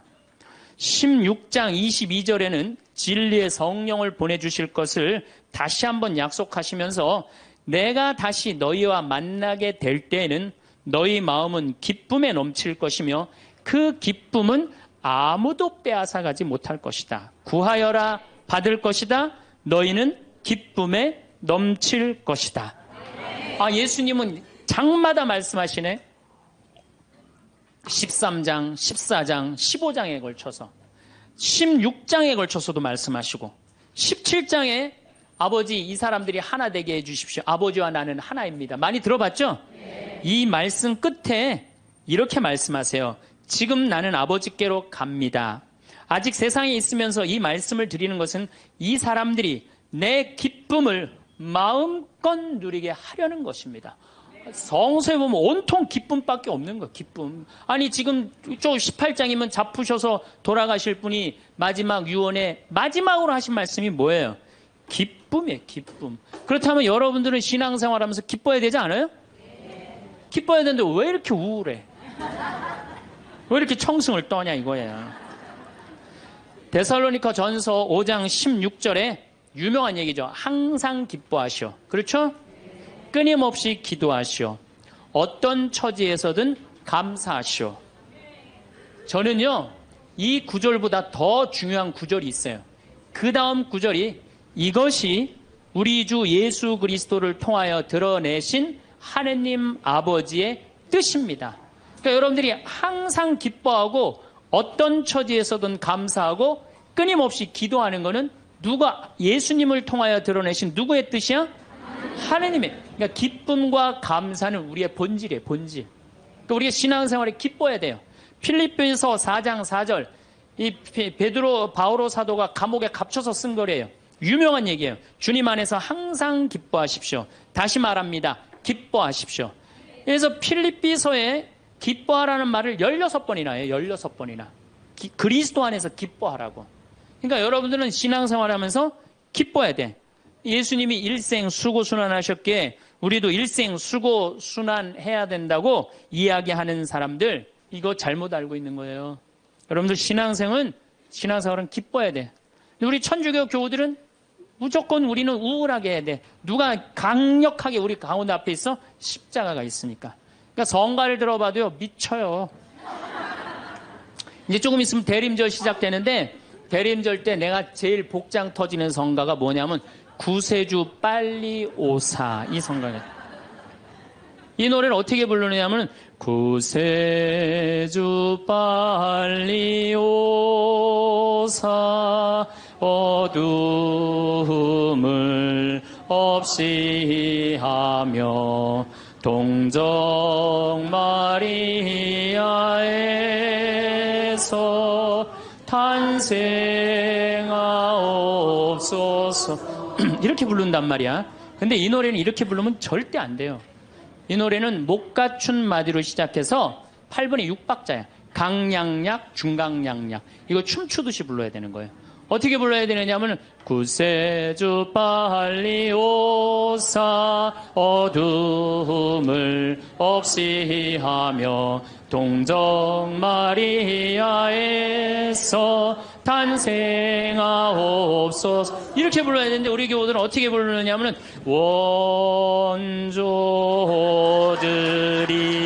원조들이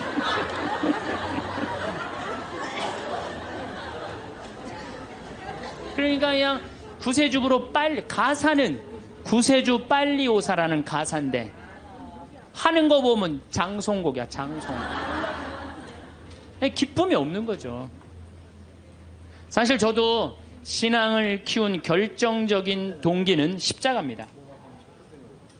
중학교 때 성당에 가보면 나는 수원 조원동 주교자 성당에 다녔는데 십자가가 나무 십자가인데 큰 게 있었어요. 근데 그 예수님을 보면 너무 불쌍한 거예요. 어쩌면 우리를 사랑하시기에 저렇게 고통스럽게 지셨을까? 그냥 보면은 근데 우리 이 조원동 주교자 성당 옆에는 은퇴 신부님이 살았어요. 근데 어떤 신부님이 살았느냐면 하한주 신부님이라고 살았어요. 막 수염이 이렇게 하얀 수염이 나신 하한주 신부님. 이 신부님이 얼마나 무서웠느냐면은 우리 어렸을 때는 성체험할 때 그리스도의 몸은 아멘하고 혀로 내밀었잖아요. 혀를 안 내밀면 입 벌리라고 소리를 질렀어요. 그래갖고 그 신부님이 나와서 미사를 하면은 그 줄에는 아무도 안 갔어요. 다 보좌 신부 줄에 가갖고 다 성체험하고. 근데 나는 중학교 2학년 때부터 신학교를 가려고 그랬으니까 신부님 집에 놀러를 자주 갔어요. 놀러를 가면 신부님 집 거실에 뭐가 써있느냐면 님 쓰신 가시관이라는 시가 쓰였어요. 님의 전생애가 마냥 슬펐기에 님 쓰신 가시관을 나도 쓰고 살으리라. 이튿날 님이 날 보시고 임이 보시고 날 닮았다 하소서. 이튿날 나를 보시고 임 닮았다 하소서. 이 세상 다할 때까지 당신만을 따르리라. 그 시를 보는데 가슴에 팍 와닿더라고요. 님의 전생애가 마냥 슬펐기에. 얼마나 이게 이 중학생 그 가슴에 와닿아요. 우리 님이 한 번도 기쁘지 않고 전생애가 마냥 슬펐기에 나도 님 쓰신 가시관을 나도 쓰고 살으리라. 얼마나 이게 가슴에 와닿아요. 여러분도 그렇지 않아요? 전생애가 고통스러웠더니 불쌍하지 않아요, 예수님? 그래갖고 나도 그 님의 전생애가 마냥 슬펐기에 님 쓰신 가시관을 나도 쓰고 살으리라. 그거 하려고 신학교 들어갔어요. 신학교 들어갔더니 이번에는 신학교에서 신상옥이라는 친구가 지금도 활동 열심히 하고 있죠. 이걸 고구로 써놨는데 기가 막힌 거예요. 우리 신학생들이 파티하고 축제 끝나면은 맨날 맨 마지막에 우리 신학생들이 이렇게 어깨동무하고 부른 노래가 이 노래예요. 비장하게 부르는 거죠. 왜? 이 세상 다할 때까지 당신만 따른다고. 신학생 포기하지 않고 신부로 살고 죽을 때까지 당신만 따르리라. 그러니까 어깨동무하고 어떻게 부르느냐? 님은 전생애가 마냥 슬펐기에 님 쓰신 가시관을 나도 쓰고 살으리다. 이튿날 님이 보시고 날 닮았다 하소서. 이튿날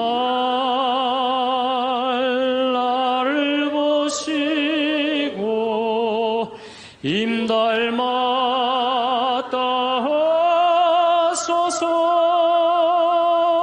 이 세상 다할 때까지 당신만 따르리라.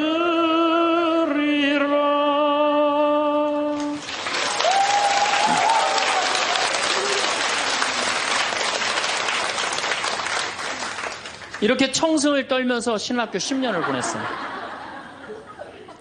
신부가 딱 되고 보니 내가 내 관점에서 성서를 좀 읽어보니까 더욱이 강원도 생태마을 아름다운 자연에서 하느님이 창조해놓은 기가 막힌 자연에서 성서를 읽어보니까 우리 님께서 하나도 안 슬프게 사셨더라고요. 그리고 가시관은 언제 썼느냐 하면은 전생에 쓴 게 아니라 마지막 금요일 날 하루 쓴가, 하루밖에 안 썼더라고요. 전생애가 슬프긴 뭐가 슬퍼요. 예수님처럼 기쁘게 사신 분이 없어요. 성서에 예수님을 표현하길 뭐라고 그랬냐면은 예수님은 먹보요 술꾼이라고 그래요. 루카복음 5장 29절에서 30절에 나옵니다. 그리고 레이는 그분을 위해서 자기 집에서 큰 잔치를 베풀었는데 세리들과 그 밖에 많은 사람이 큰 무리를 이루어 그분 일행과 어울려 먹고 있었다. 그래서 바리사회와 율사들이 제자들에게 투덜거렸다. 어째서 세리와 죄인들과 어울려서 먹고 마시고들 있어. 그러니까 예수님은 늘 먹고 마셨던 게 일이에요. 세례자 요한하고는 정반대의 행보를 보내세요. 세례자 요한은 금욕과 고행을 하는 정신적인 지도자였어요. 마르코복음 1장 6절을 보면 사막에서 지내면서 낙타 털옷을 입고 들꿀을 먹으면서 지냈다고 그래요.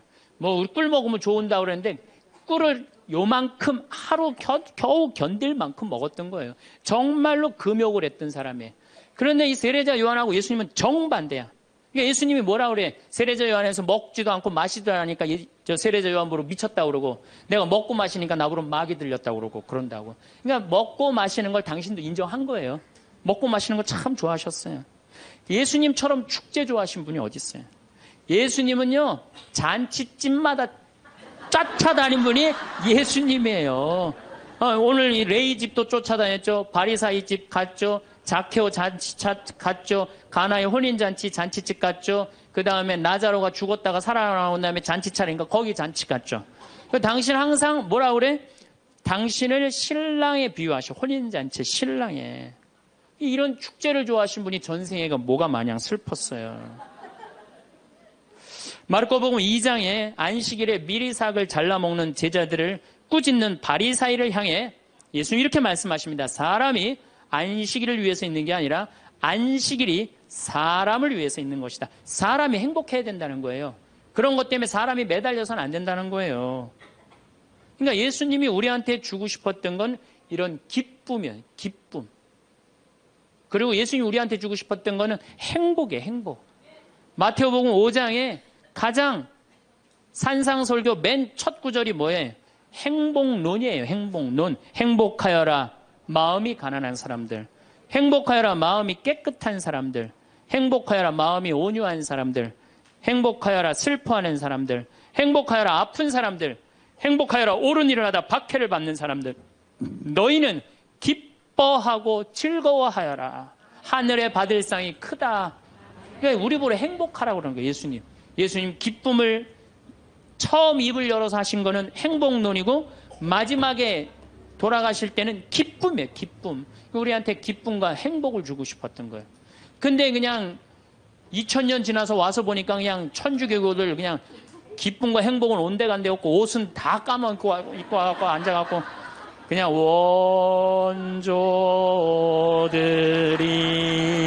원조들이 범죄하 이러고 앉아있으면은 예수님 복장 터지겠어요? 안 터지겠어요?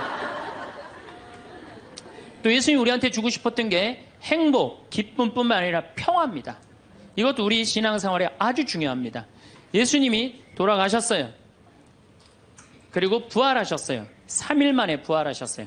제자들한테 뭐라고 그랬냐면은 나는 3일 만에 다시 살아날 것이다. 근데 제자들은 이해를 못했어요. 죽고 난 다음에 살아난다는 말을. 그래갖고 예수님 돌아가시는 걸 보고 다 도망가 버렸어요. 이제 우린 끝이다. 그래갖고 심지어 어떤 제자들은 고기, 원래의 직업으로 돌아갑니다. 고기 잡으러 가요. 이제 우린 끝났으니까.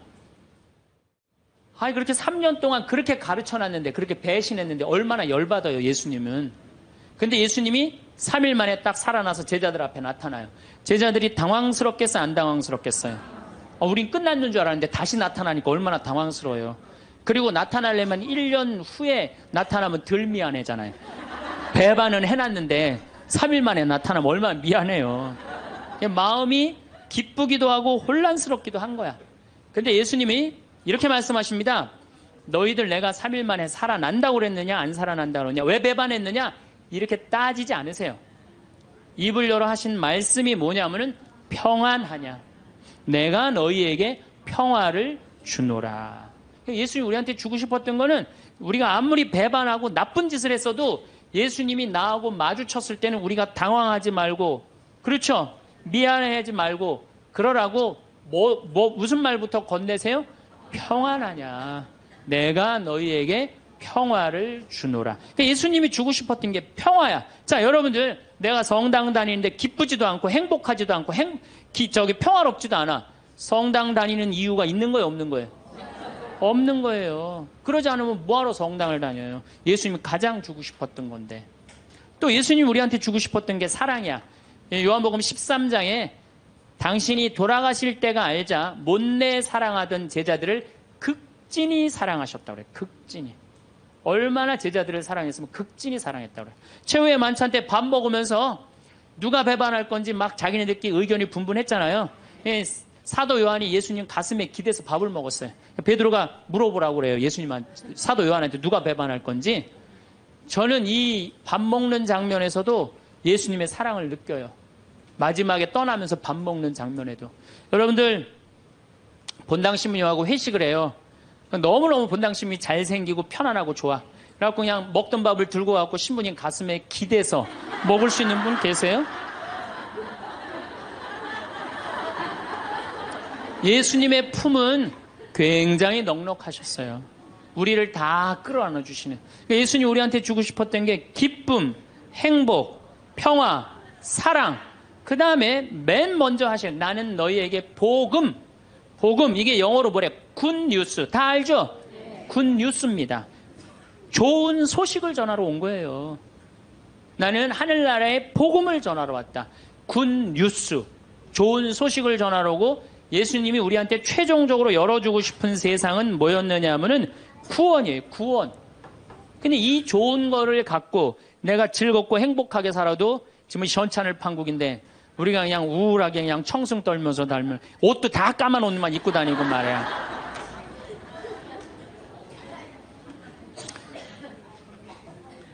그러니까 우울하다 보니까 받은 은혜 감사는 안 하고 아직도 뭘 그렇게 달라고 그래요. 개신교는 정말로 개신교 방송 한번 보세요. 다 손들어서 하나님께 찬양드리죠. 평화방송 보면요. 천주교 교우들 보면 다 미사포 뒤집어 쓰고 땅바닥 다 쳐다보고 앉아요.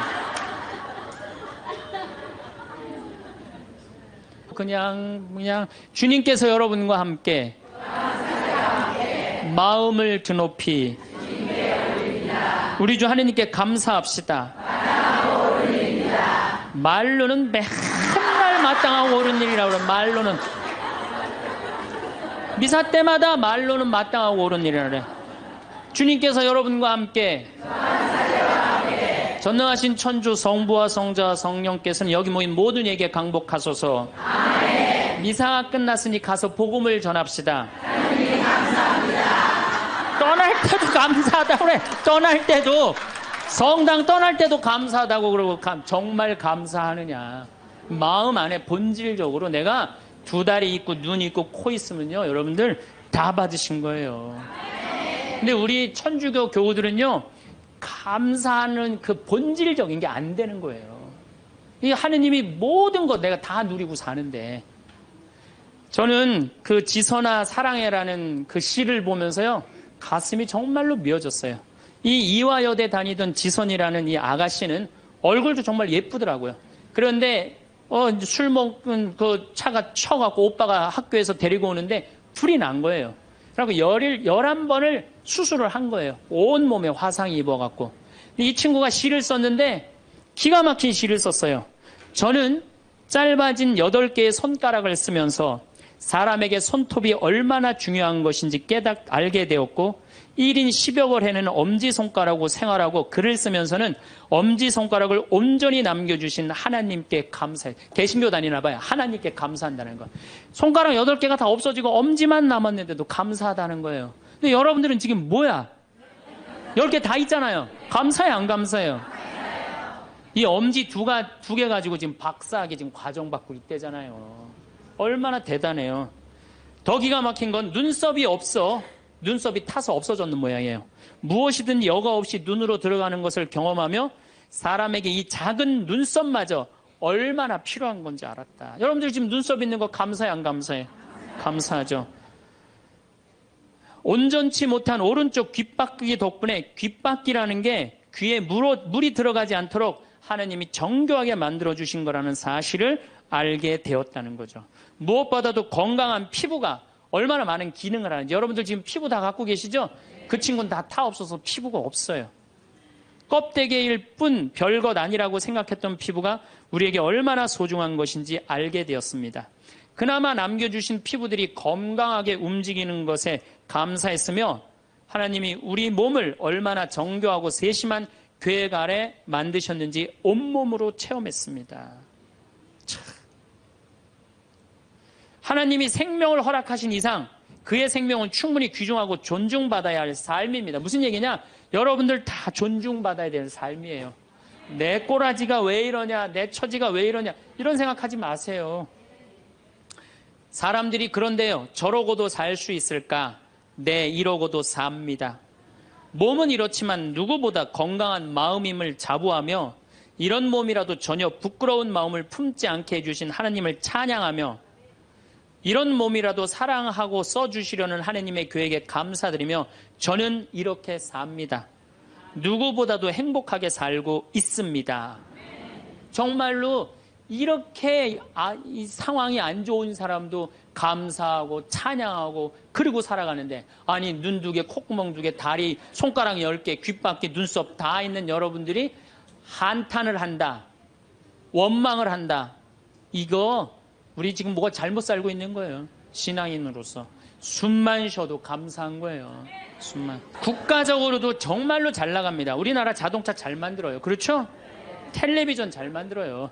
LED 텔레비전이라고 미국 시장 96% 휩쓸고 있어요. 자동차도 정말로 도요타 지금 막 추월하려고 그러는 판이에요. 반도체 잘 만들죠. 배 잘 만들죠. 97년 IMF 터졌을 때 아시아 전체가 다 IMF 터졌어요. 근데 우리나라처럼 IMF를 잘 극복한 나라는 없어요.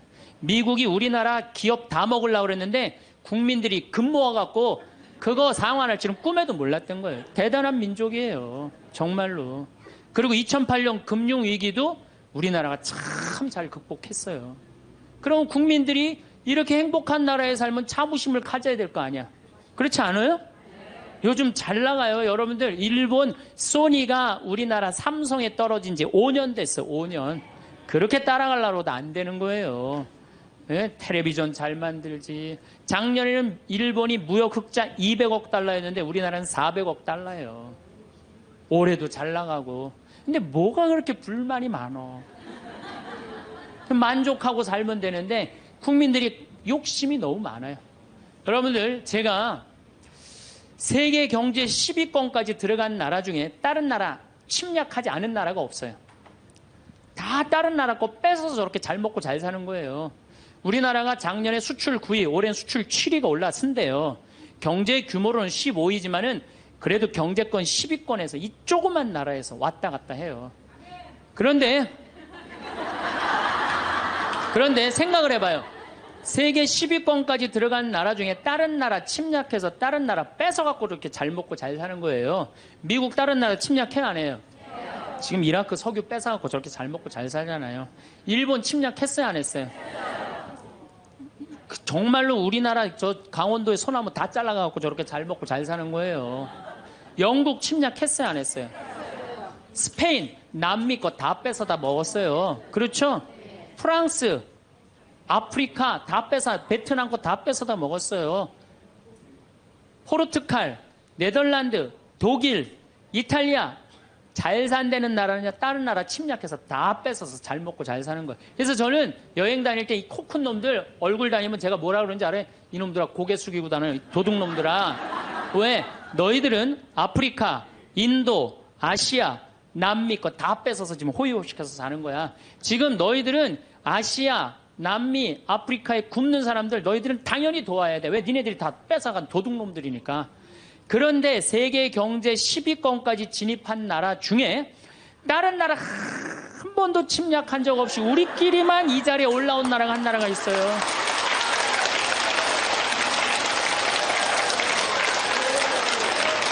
그게 바로 우리나라예요. 우리나라. 여러분들 정말로 저는 대단하다고 생각해요. 그래갖고 이 대단한 사람들이 모여갖고 살아갖고 우리나라 이름이 뭐냐면 대한민국이에요. 대한민국.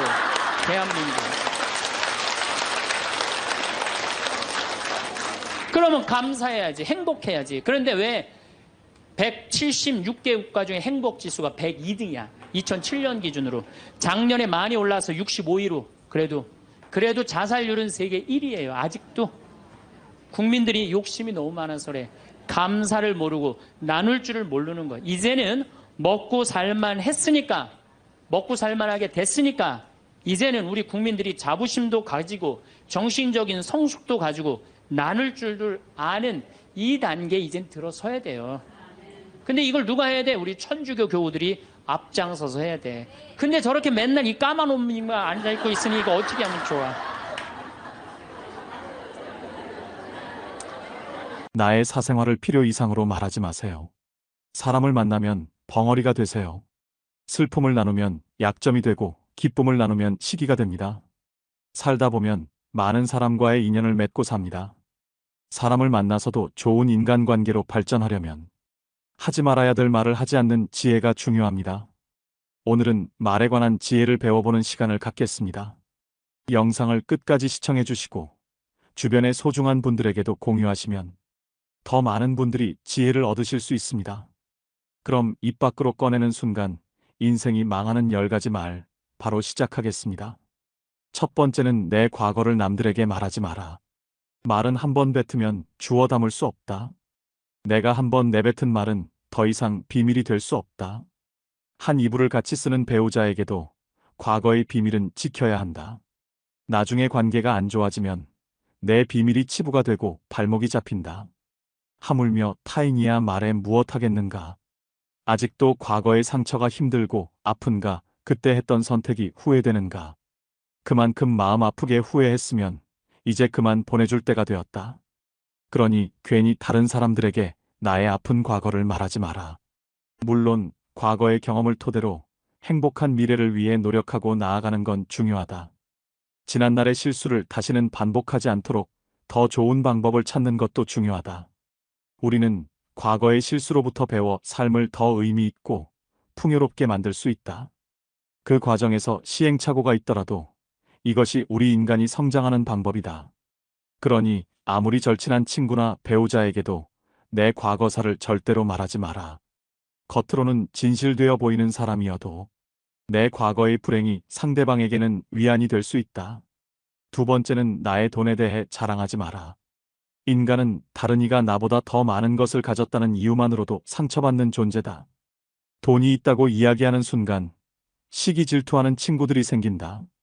부자들도 있겠지만 대부분의 사람들은 하루하루 힘들게 살아가는 게 현실이다.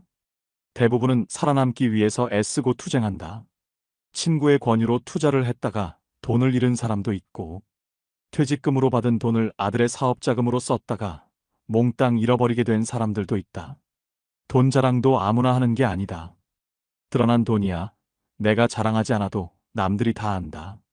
또한 처음 만나는 사람 앞에서 돈 자랑으로 과시하는 것이 절대 다른 사람은 기선제압하는 좋은 방법이 아니다. 오히려 그런 사람은 만나면 돈 냄새가 진동을 해서 자신을 진정으로 도와줄 사람은 코를 막고 떠나가고 돈만 빼먹으려는 사람들만 호시탐탐 입맛을 다시며 우글거리게 된다. 돈 빌려달라는 사람으로 인해 인생이 힘들어질 수도 있다. 한국인들만큼 일확천금과 한탕을 좋아하고 밝히는 민족도 없다. 정말 돈 자랑을 하고 싶다면 상대방에게 베풀고 나서 자랑하고 항상 운이 좋았다고 말해라. 그 베푸는 돈도 아깝다면 친한 친구나 가족에게도 돈을 자랑할 생각은 하지 마라. 세 번째는 다른 사람에게 나의 치부를 쉽게 말하지 마라. 씁쓸하고 잔인하게도 인간은 타인의 약점을 통해 위안을 얻고 자신도 모르는 새에 은근히 즐긴다. 아프다고 하소연하는 버릇을 버려라. 아기는 늘 약한 곳을 노리며 아픈 곳만 찾아 돌아다닌다. 때문에 신중한 사람은 결코 자신의 상처를 쉽게 드러내지 않으며 개인적인 불행을 여기저기 발설하지도 않는다.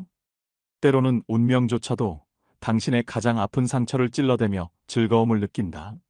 그러니 아픈 것도 기쁜 것도 쉽게 드러내지 마라. 친할 때는 간이고 쓸개고 모두 다 줄 것처럼 하다가도 조금만 서운하면 쉽게 돌아서는 것이 갈대보다 잘 흔들리는 인간의 마음이다. 당장 처음에는 위로받을 수 있을지 몰라도 나중에는 그게 나의 약점이 된다. 아픈 손가락을 먼저 나서서 드러내는 순간 모두가 그곳을 찌를 것이다. 사람은 완벽하지 않아서 내 치부를 아는 사람이 말실수라도 하게 되면 그때는 더 이상 돌이킬 수가 없게 된다. 제발 부탁이지만 내가 한번 내뱉은 말은 더 이상 비밀이 될 수 없음을 기억해라. 말은 한 사람의 입에서 나와서 1000사람의 귀로 들어간다. 질병은 입을 쫓아 들어가고 화근은 입을 쫓아 나온다. 다른 사람에게 내 치부를 드러내기 전에 항상 신중하게 생각해라. 어쩔 수 없이 치부를 얘기해야 할 때도 결코 전부를 드러낼 필요는 없다. 내 사생활을 모두 털어놓으면 순간은 후련해도 나중에는 꼭 후회한다.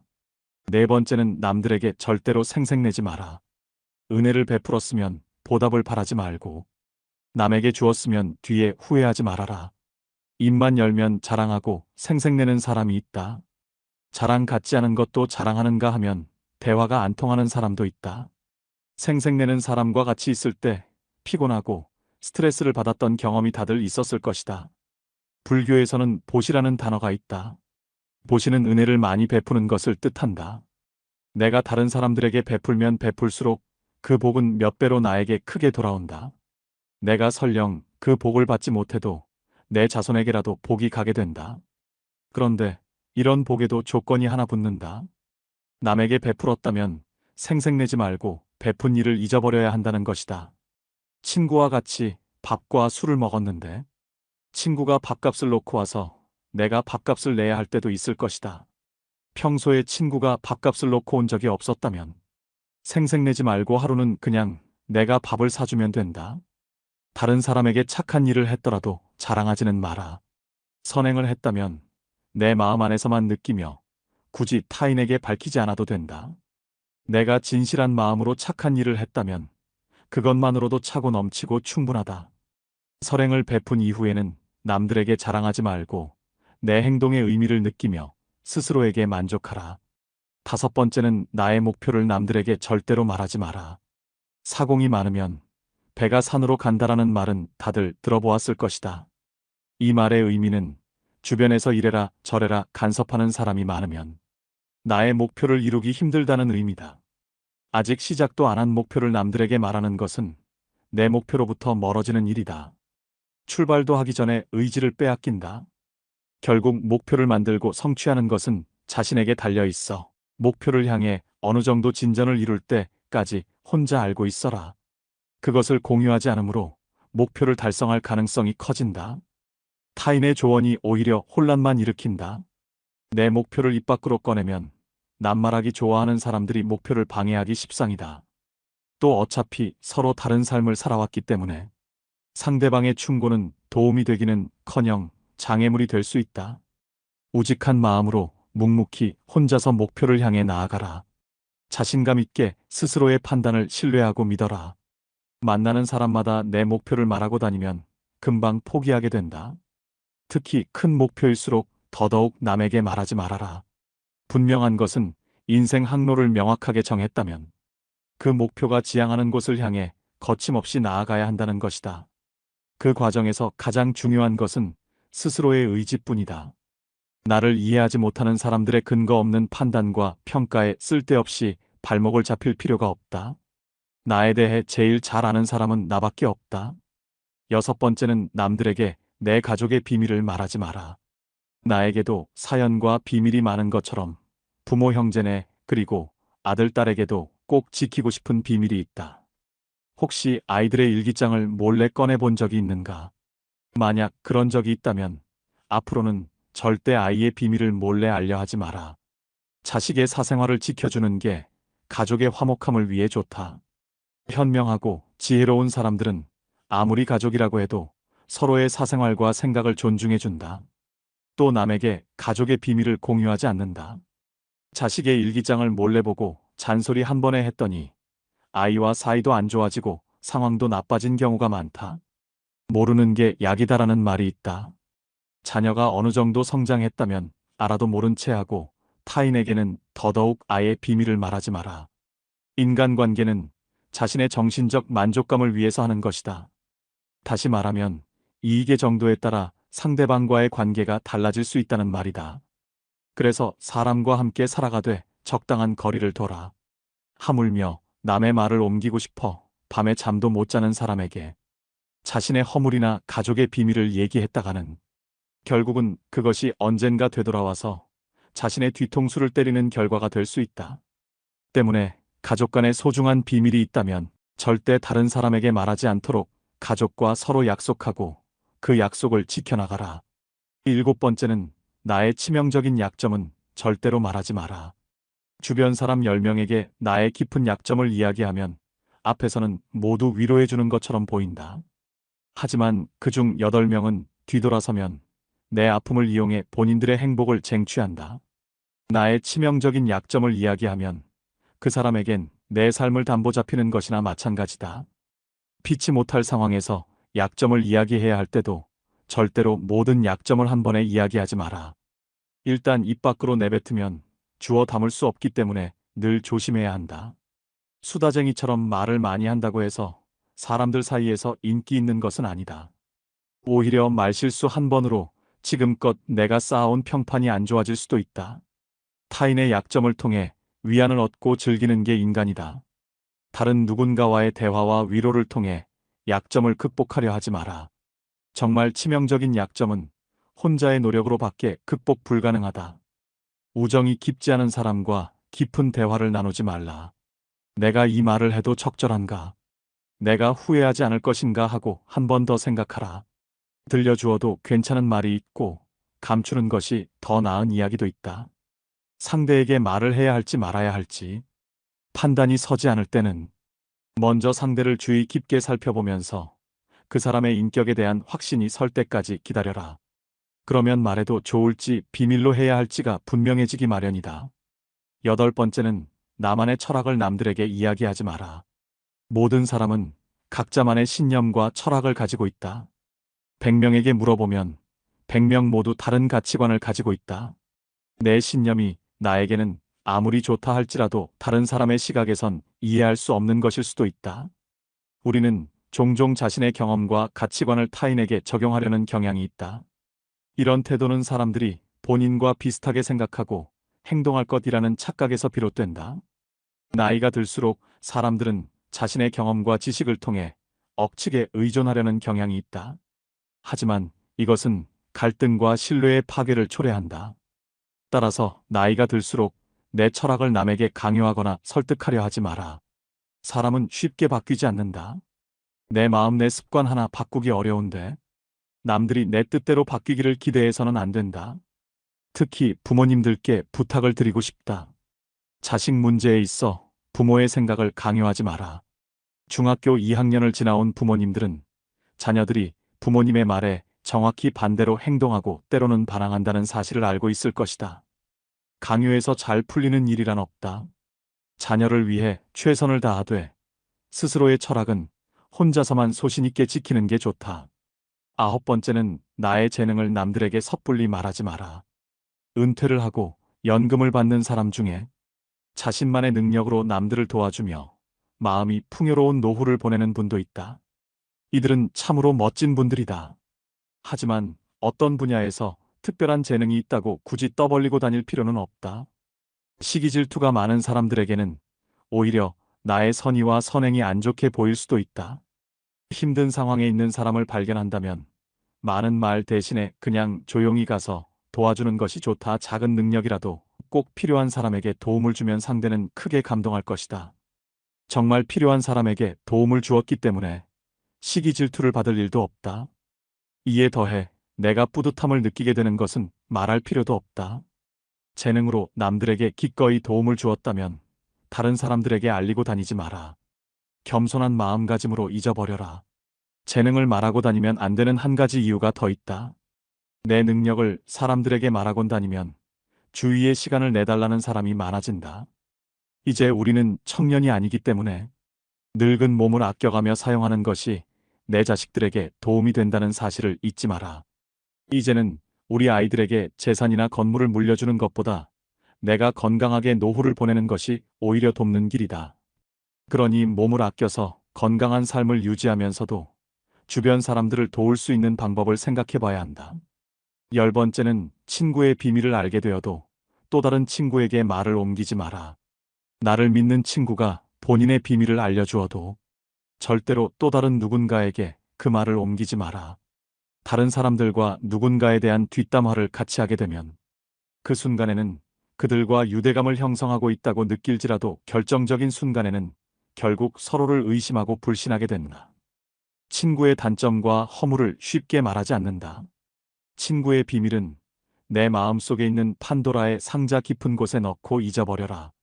내 친구를 진정한 친구라고 생각한다면 제발 나라도 그 비밀을 지켜줘야 한다.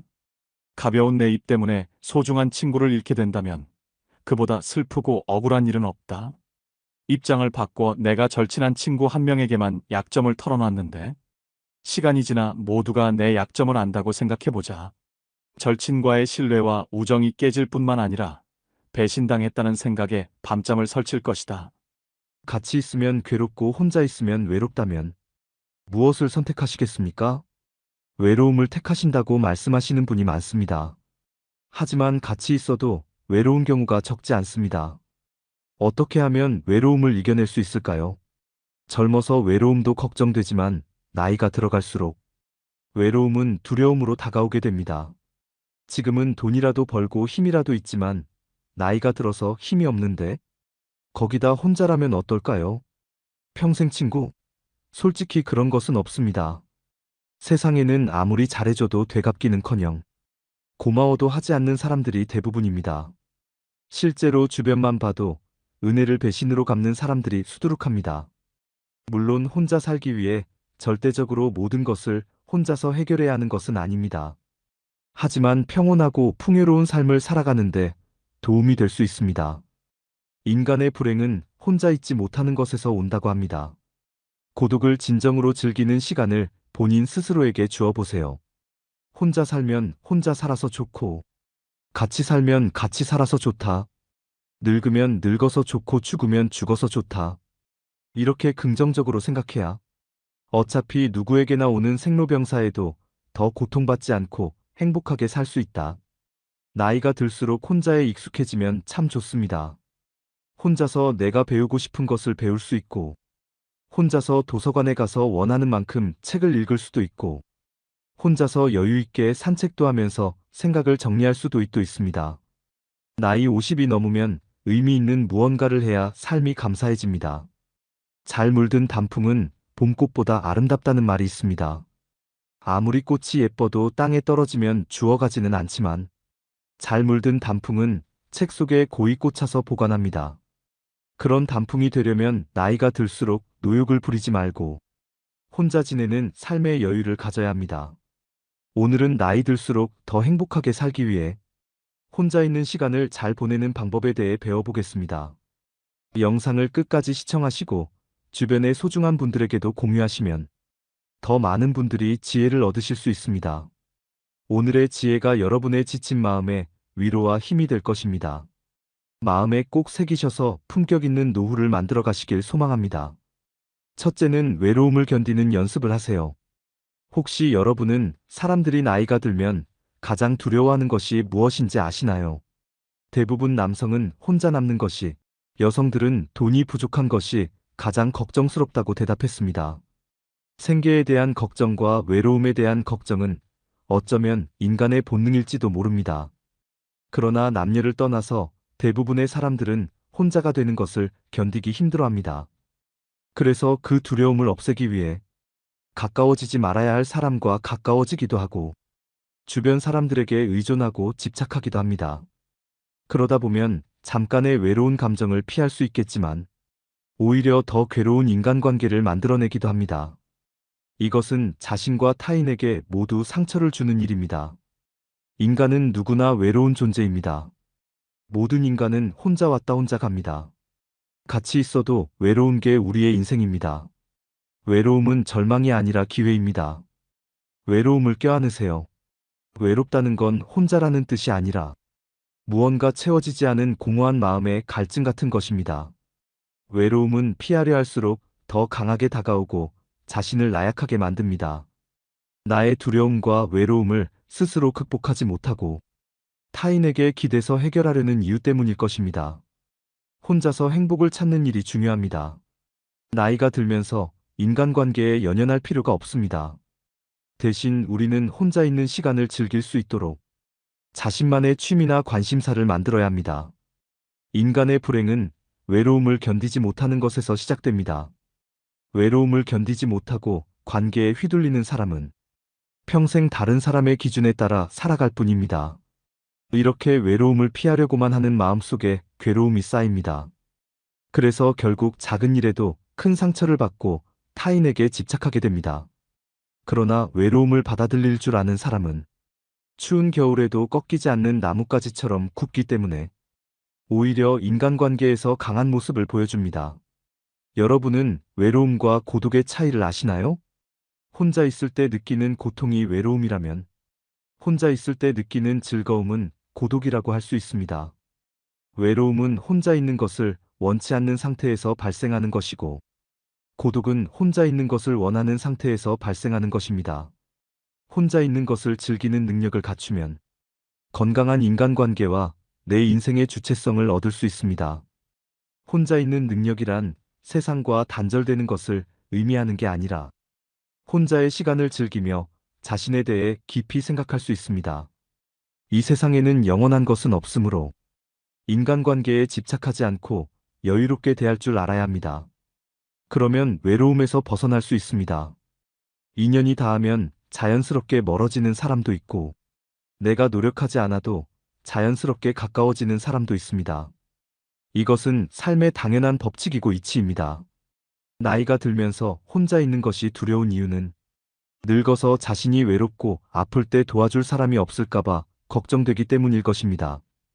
혼자 지낼 줄 모르면 다른 사람의 시간과 관심을 바라게 됩니다.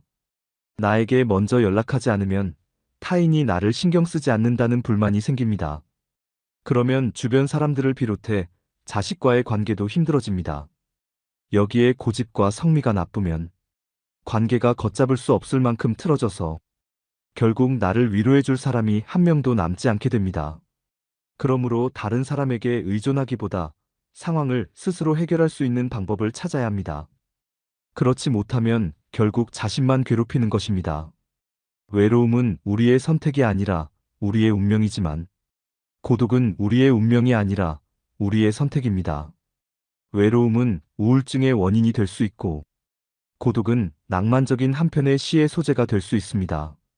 외로움은 술에 취해 잊으려 하지만 고독은 술에 취해 추억하며 웃을 수 있습니다. 나이 들어서의 고독은 두려워하거나 피해야 할 대상이 아닙니다. 단지 인간이 살아가면서 자연스럽게 겪는 시간일 뿐입니다. 나이가 들어서 혼자 보내는 시간이 힘들고 고통스러울 때도 있지만 고독과 외로움이 똑같은 의미는 아닙니다. 고독은 우리가 자신의 삶을 되돌아보고 새로운 시작을 할 수 있는 계기가 될 수 있지만 외로움은 다른 사람과의 연결이 끊어진 상태를 나타냅니다. 종교를 가지면 혼자가 아닌 것처럼 내면에 힘이 생길 수 있고 반려동물을 키우면 외로움을 달래줄 수도 있습니다. 꾸준한 취미생활과 봉사활동을 통해 다양한 사람들을 만나는 것도 좋습니다. 혼자 공부하거나 사색하는 것도 좋습니다. 이렇게 혼자 살아가는 방법을 배우는 것은 삶의 질을 향상하는 길입니다. 세상에 자신을 위해서 할 수 있는 일들은 무궁무진합니다. 그러니 자기 스스로 외로움을 극복하고 적극적인 삶을 살아가시길 바랍니다. 진정한 행복과 만족은 자신 안에서만 찾을 수 있습니다. 두 번째는 열린 시각으로 살아가며 도전하는 걸 두려워하지 마세요.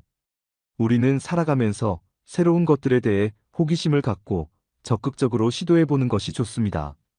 연구 결과에 따르면 다른 사람들과 잘 어울리고 새로운 것을 즐기는 사람들이 더 건강하고 행복하다고 합니다. 새로운 것에 대해 열린 마음을 가지고 도전하는 것은 개방성입니다. 개방성은 창의력과 탐구심을 높여줍니다. 새로운 인연을 만들고 다양한 경험을 하는 사람들이 더 행복하다는 것입니다. 새로운 취미를 찾거나 새로운 것에 도전하는 것은 인생의 활력과 삶의 의미를 줍니다. 작은 것이라도 무엇이든지 도전해서 다양한 관점을 이해하고 시야를 넓혀보세요. 특히 호기심은 인생의 원동력이며 자신의 성장을 돕는 요소라고 할 수 있습니다. 사람은 호기심을 잃으면 노화가 시작된다는 말이 있습니다. 종교가 있다면 혼자가 아니라는 내면의 힘을 얻을 수 있고 반려동물을 키워보며 외로움을 달랠 수도 있습니다. 혼자 힘으로 살아가는 방법을 익히는 것은 삶의 질을 높이는 길입니다. 혼자만의 시간을 잘 활용해서 자신의 부족한 점을 보완하고 오랫동안 꿈꿔왔던 일을 해보세요. 그러면 풍요롭고 행복한 삶을 살 수 있을 것입니다. 항상 배우는 자세를 유지하세요. 무슨 일이든 배움은 당신에게 큰 자산이 될 것입니다. 작은 목적을 달성하면서 삶의 에너지와 성취를 얻으세요. 하지만 최선을 다하되 결과에 연연하지 마세요. 그러면 삶이 훨씬 편안해지고 행복해집니다. 어떤 목표에 몰두하게 되면 목표를 이루기 위한 수단이 되면서 스트레스로 오게 됩니다. 과정이 즐거워야 합니다. 여담으로 어떤 100세 할머니의 장수 비결은 늘 새로운 것을 도전하는 것이라고 합니다. 나이를 먹었다는 이유 하나만으로 새로운 것을 배우지 못할 이유는 없습니다. 여러분들도 다른 사람처럼 무엇이 되었든지 도전할 수 있습니다. 배우는 것을 멈추지 마세요. 외로움을 선택할 줄 아는 사람은 인간관계에 여유로움이 있고 초연해집니다. 쓸쓸함을 당당하게 견뎌나갈 수 있게 된다면 주위 사람들을 존중할 수 있게 되고 타인을 사랑할 수 있게 됩니다. 내가 죽을 때가 두려워 주위에 관심을 강요하고 있다면 혼자서도 시간을 잘 보낼 수 있도록 독서나 운동과 같은 취미 활동으로 자존감을 높이세요. 봉사활동도 나가고 또 자기 스스로를 위해 밥상도 차려보세요. 세 번째는 내 곁에 있는 사람을 소중하게 여기세요. 나이가 들어 야외 활동의 횟수가 줄어들고 자식과 함께 보내는 시간도 이내 줄어들었을 때에는 곁에 있는 배우자와 함께 보내는 시간이 많아집니다. 비단 배우자뿐만 아니라 경우에 따라 친구나 지인이 될 수도 있는데 이렇게 가까운 사이일수록 편안함에 익숙해져 소중함을 잘 느끼지 못할 수 있습니다. 그런 말이 있습니다. 꽃이 지고 나서야 봄인 줄 알아요. 소중함이랑 원래 옆에 있을 땐 모르고 잃기 전까지 알게 되지 못하는 법입니다. 주변 사람과 관계를 유지하는 것은 결코 쉬운 일이 아닙니다. 함께 많은 시간을 보내다 보면 장점보다 단점이 눈에 더 많이 들어오기 시작하고 갈등도 자주 생깁니다. 그러나 이럴 때일수록 가까운 사람에게 말을 툭툭 하거나 싫은 내색을 드러내는 것은 바람직한 행동이 아닙니다. 여러분은 곁에 있는 사람에게 함부로 말을 하거나 무관심하고 때로는 그 사람을 무시하며 시간을 보내고 있진 않으신가요? 이것은 서로에게 큰 상처가 됩니다. 옛말에 어려울 때 친구가 진짜 친구라는 말이 있습니다. 그만큼 내 주변 사람이 부족하거나 모난 부분이 있어도 아끼고 챙기며 그 사람이 좋은 방향으로 나아갈 수 있도록 도와주어야 합니다. 특히 사랑하는 사람에게 하지 말아야 할 말을 하는 실수를 저지르지 말고 예쁜 말로 다정하게 말해보세요. 다른 사람과 비교하거나 자기 생각만 강요하는 것도 좋지 않습니다. 넓은 마음을 가지고 상대방을 존중하는 지혜는 상대방이 당신을 존경하게 이유가 됩니다. 그래야 소중한 사람을 잃지 않게 됩니다. 우리는 곁에 있는 사람이 소중한 사람이었다는 사실을 너무 늦게 깨닫곤 합니다. 있을 때 잘해주지 못하고 그 사람이 떠나고 나서 후회하는 것은 부모님이 돌아가신 뒤에 후회하는 행동과 비슷합니다. 배우자를 비롯한 곁에 있는 사람의 소중함을 항상 생각하며 후회가 남지 않도록 잘하는 것이 좋습니다. 네 번째는 혼자가 될 줄 알아야 좋은 인간관계를 만들 수 있습니다. 나이가 들수록 혼자 지낼 줄 알아야 행복해집니다. 외롭다고 아무나 만나면 고통이 됩니다. 젊었을 땐 친구들 만나면 마냥 좋았지만 중년의 고개턱을 넘은 나이가 되니 마음을 가꾸며 사는 게 즐겁습니다. 여럿이 모여 시시콜콜한 얘기로 시간을 허비하는 것이 아깝습니다. 인간관계가 항상 우리에게 행복을 안겨주는 것은 아니기 때문입니다. 맞지 않는 인간관계를 억지로 이어나가려고 하다 보면 관계가 불행의 씨앗이 되기도 합니다. 중요한 이야기도 아닌 것을 들어주고 맞장구 쳐주는 것도 이제 버겁습니다.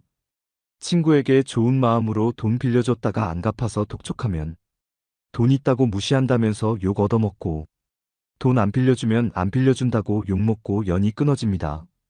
세상에는 잘해줘도 고마워하지 않는 사람이 대부분입니다. 호의를 권리로 생각하는 게 인간입니다. 인간에 대한 기대는 크게 하지 않는 게 좋습니다. 인생은 혼자입니다.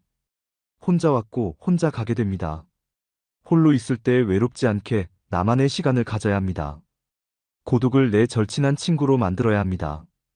혼자 있는 시간을 가치 있게 보낸다면 더 나은 사람이 될 수 있습니다. 혼자 사는 것은 주변의 시선이나 외부의 영향에 얽매이지 않는 자유를 줍니다. 홀로 남는 것을 두려워하지 말고 혼자여도 행복한 나로 살아갑시다. 사람과의 관계 속에서 쓸데없는 에너지를 소모하고 스트레스까지 받게 되니 나의 행복을 위해 나이가 들수록 혼자가 되는 용기가 필요합니다. 모든 사람들이 혼자가 되는 것에 대해 두려움을 가지고 있지만 이 결핍을 채우기 위해 타인에게 의존한다면 오히려 타인에게 이용당할 수 있습니다. 남들에게 휘둘리는 사람이 되기 쉽습니다. 하지만 혼자서도 시간을 잘 보내는 사람은 현명하게 고독을 즐기며 결핍을 채우기 위해 스스로 노력합니다. 성인으로서 자신의 두려움을 극복하고 자신의 삶을 스스로 발전시켜 나가면 행복한 삶을 누릴 수 있을 것입니다. 다섯 번째는 스스로를 받아들일 수 있을 때 비로소 다른 사람을 수용할 수 있다고 말합니다. 누군가 당신에게 허심탄회하게 속마음을 얘기한다는 것은 다른 사람들이 당신을 그만큼 신뢰하고 있다는 증거입니다. 그들이 그렇게 할 수 있는 이유는 당신이 스스로를 받아들이는 성숙한 모습을 보여주었기 때문일 것입니다. 그 내면에서 나타나는 여유로움은 다른 사람의 감정에 깊이 공감하고 이해할 수 있는 이유가 됩니다. 나를 신뢰하고 따르는 누군가가 있다는 것만으로도 당신은 인간관계에 있어 중심을 잡을 수 있는 사람이 됩니다. 혼자가 될 줄 알아야 편안하고 행복할 수 있는 이유입니다. 삶을 살아가는 데 있어 무엇이든 조급하게 생각할 필요는 없습니다. 변해야겠다는 변할 수 있다는 마음가짐 하나로 당신은 더 나은 사람이 된 것입니다. 중요한 것은 포기하지 않는 마음입니다. 시작이 반이라는 말도 있듯이 본인의 의지가 제일 중요합니다. 자신만의 시간을 갖고 자신에게 질문하고 그 해답을 찾으세요. 그렇게 시도하다 보면 나도 모르는 사이에 목표한 것을 이루는 사람이 되어 있을 것입니다. 오늘의 지혜 어떠셨나요? 좋은 노후는 나답게 나이 들립니다. 있는 그대로의 나를 긍정하고 나에게 중요한 것을 추구하며 살아갈 때 자유롭게 살 수 있습니다. 이 영상을 반복해서 들으시거나 주위의 소중한 분들에게 공유하셔서 완전히 내 것으로 만들어 보시는 것은 어떨까요?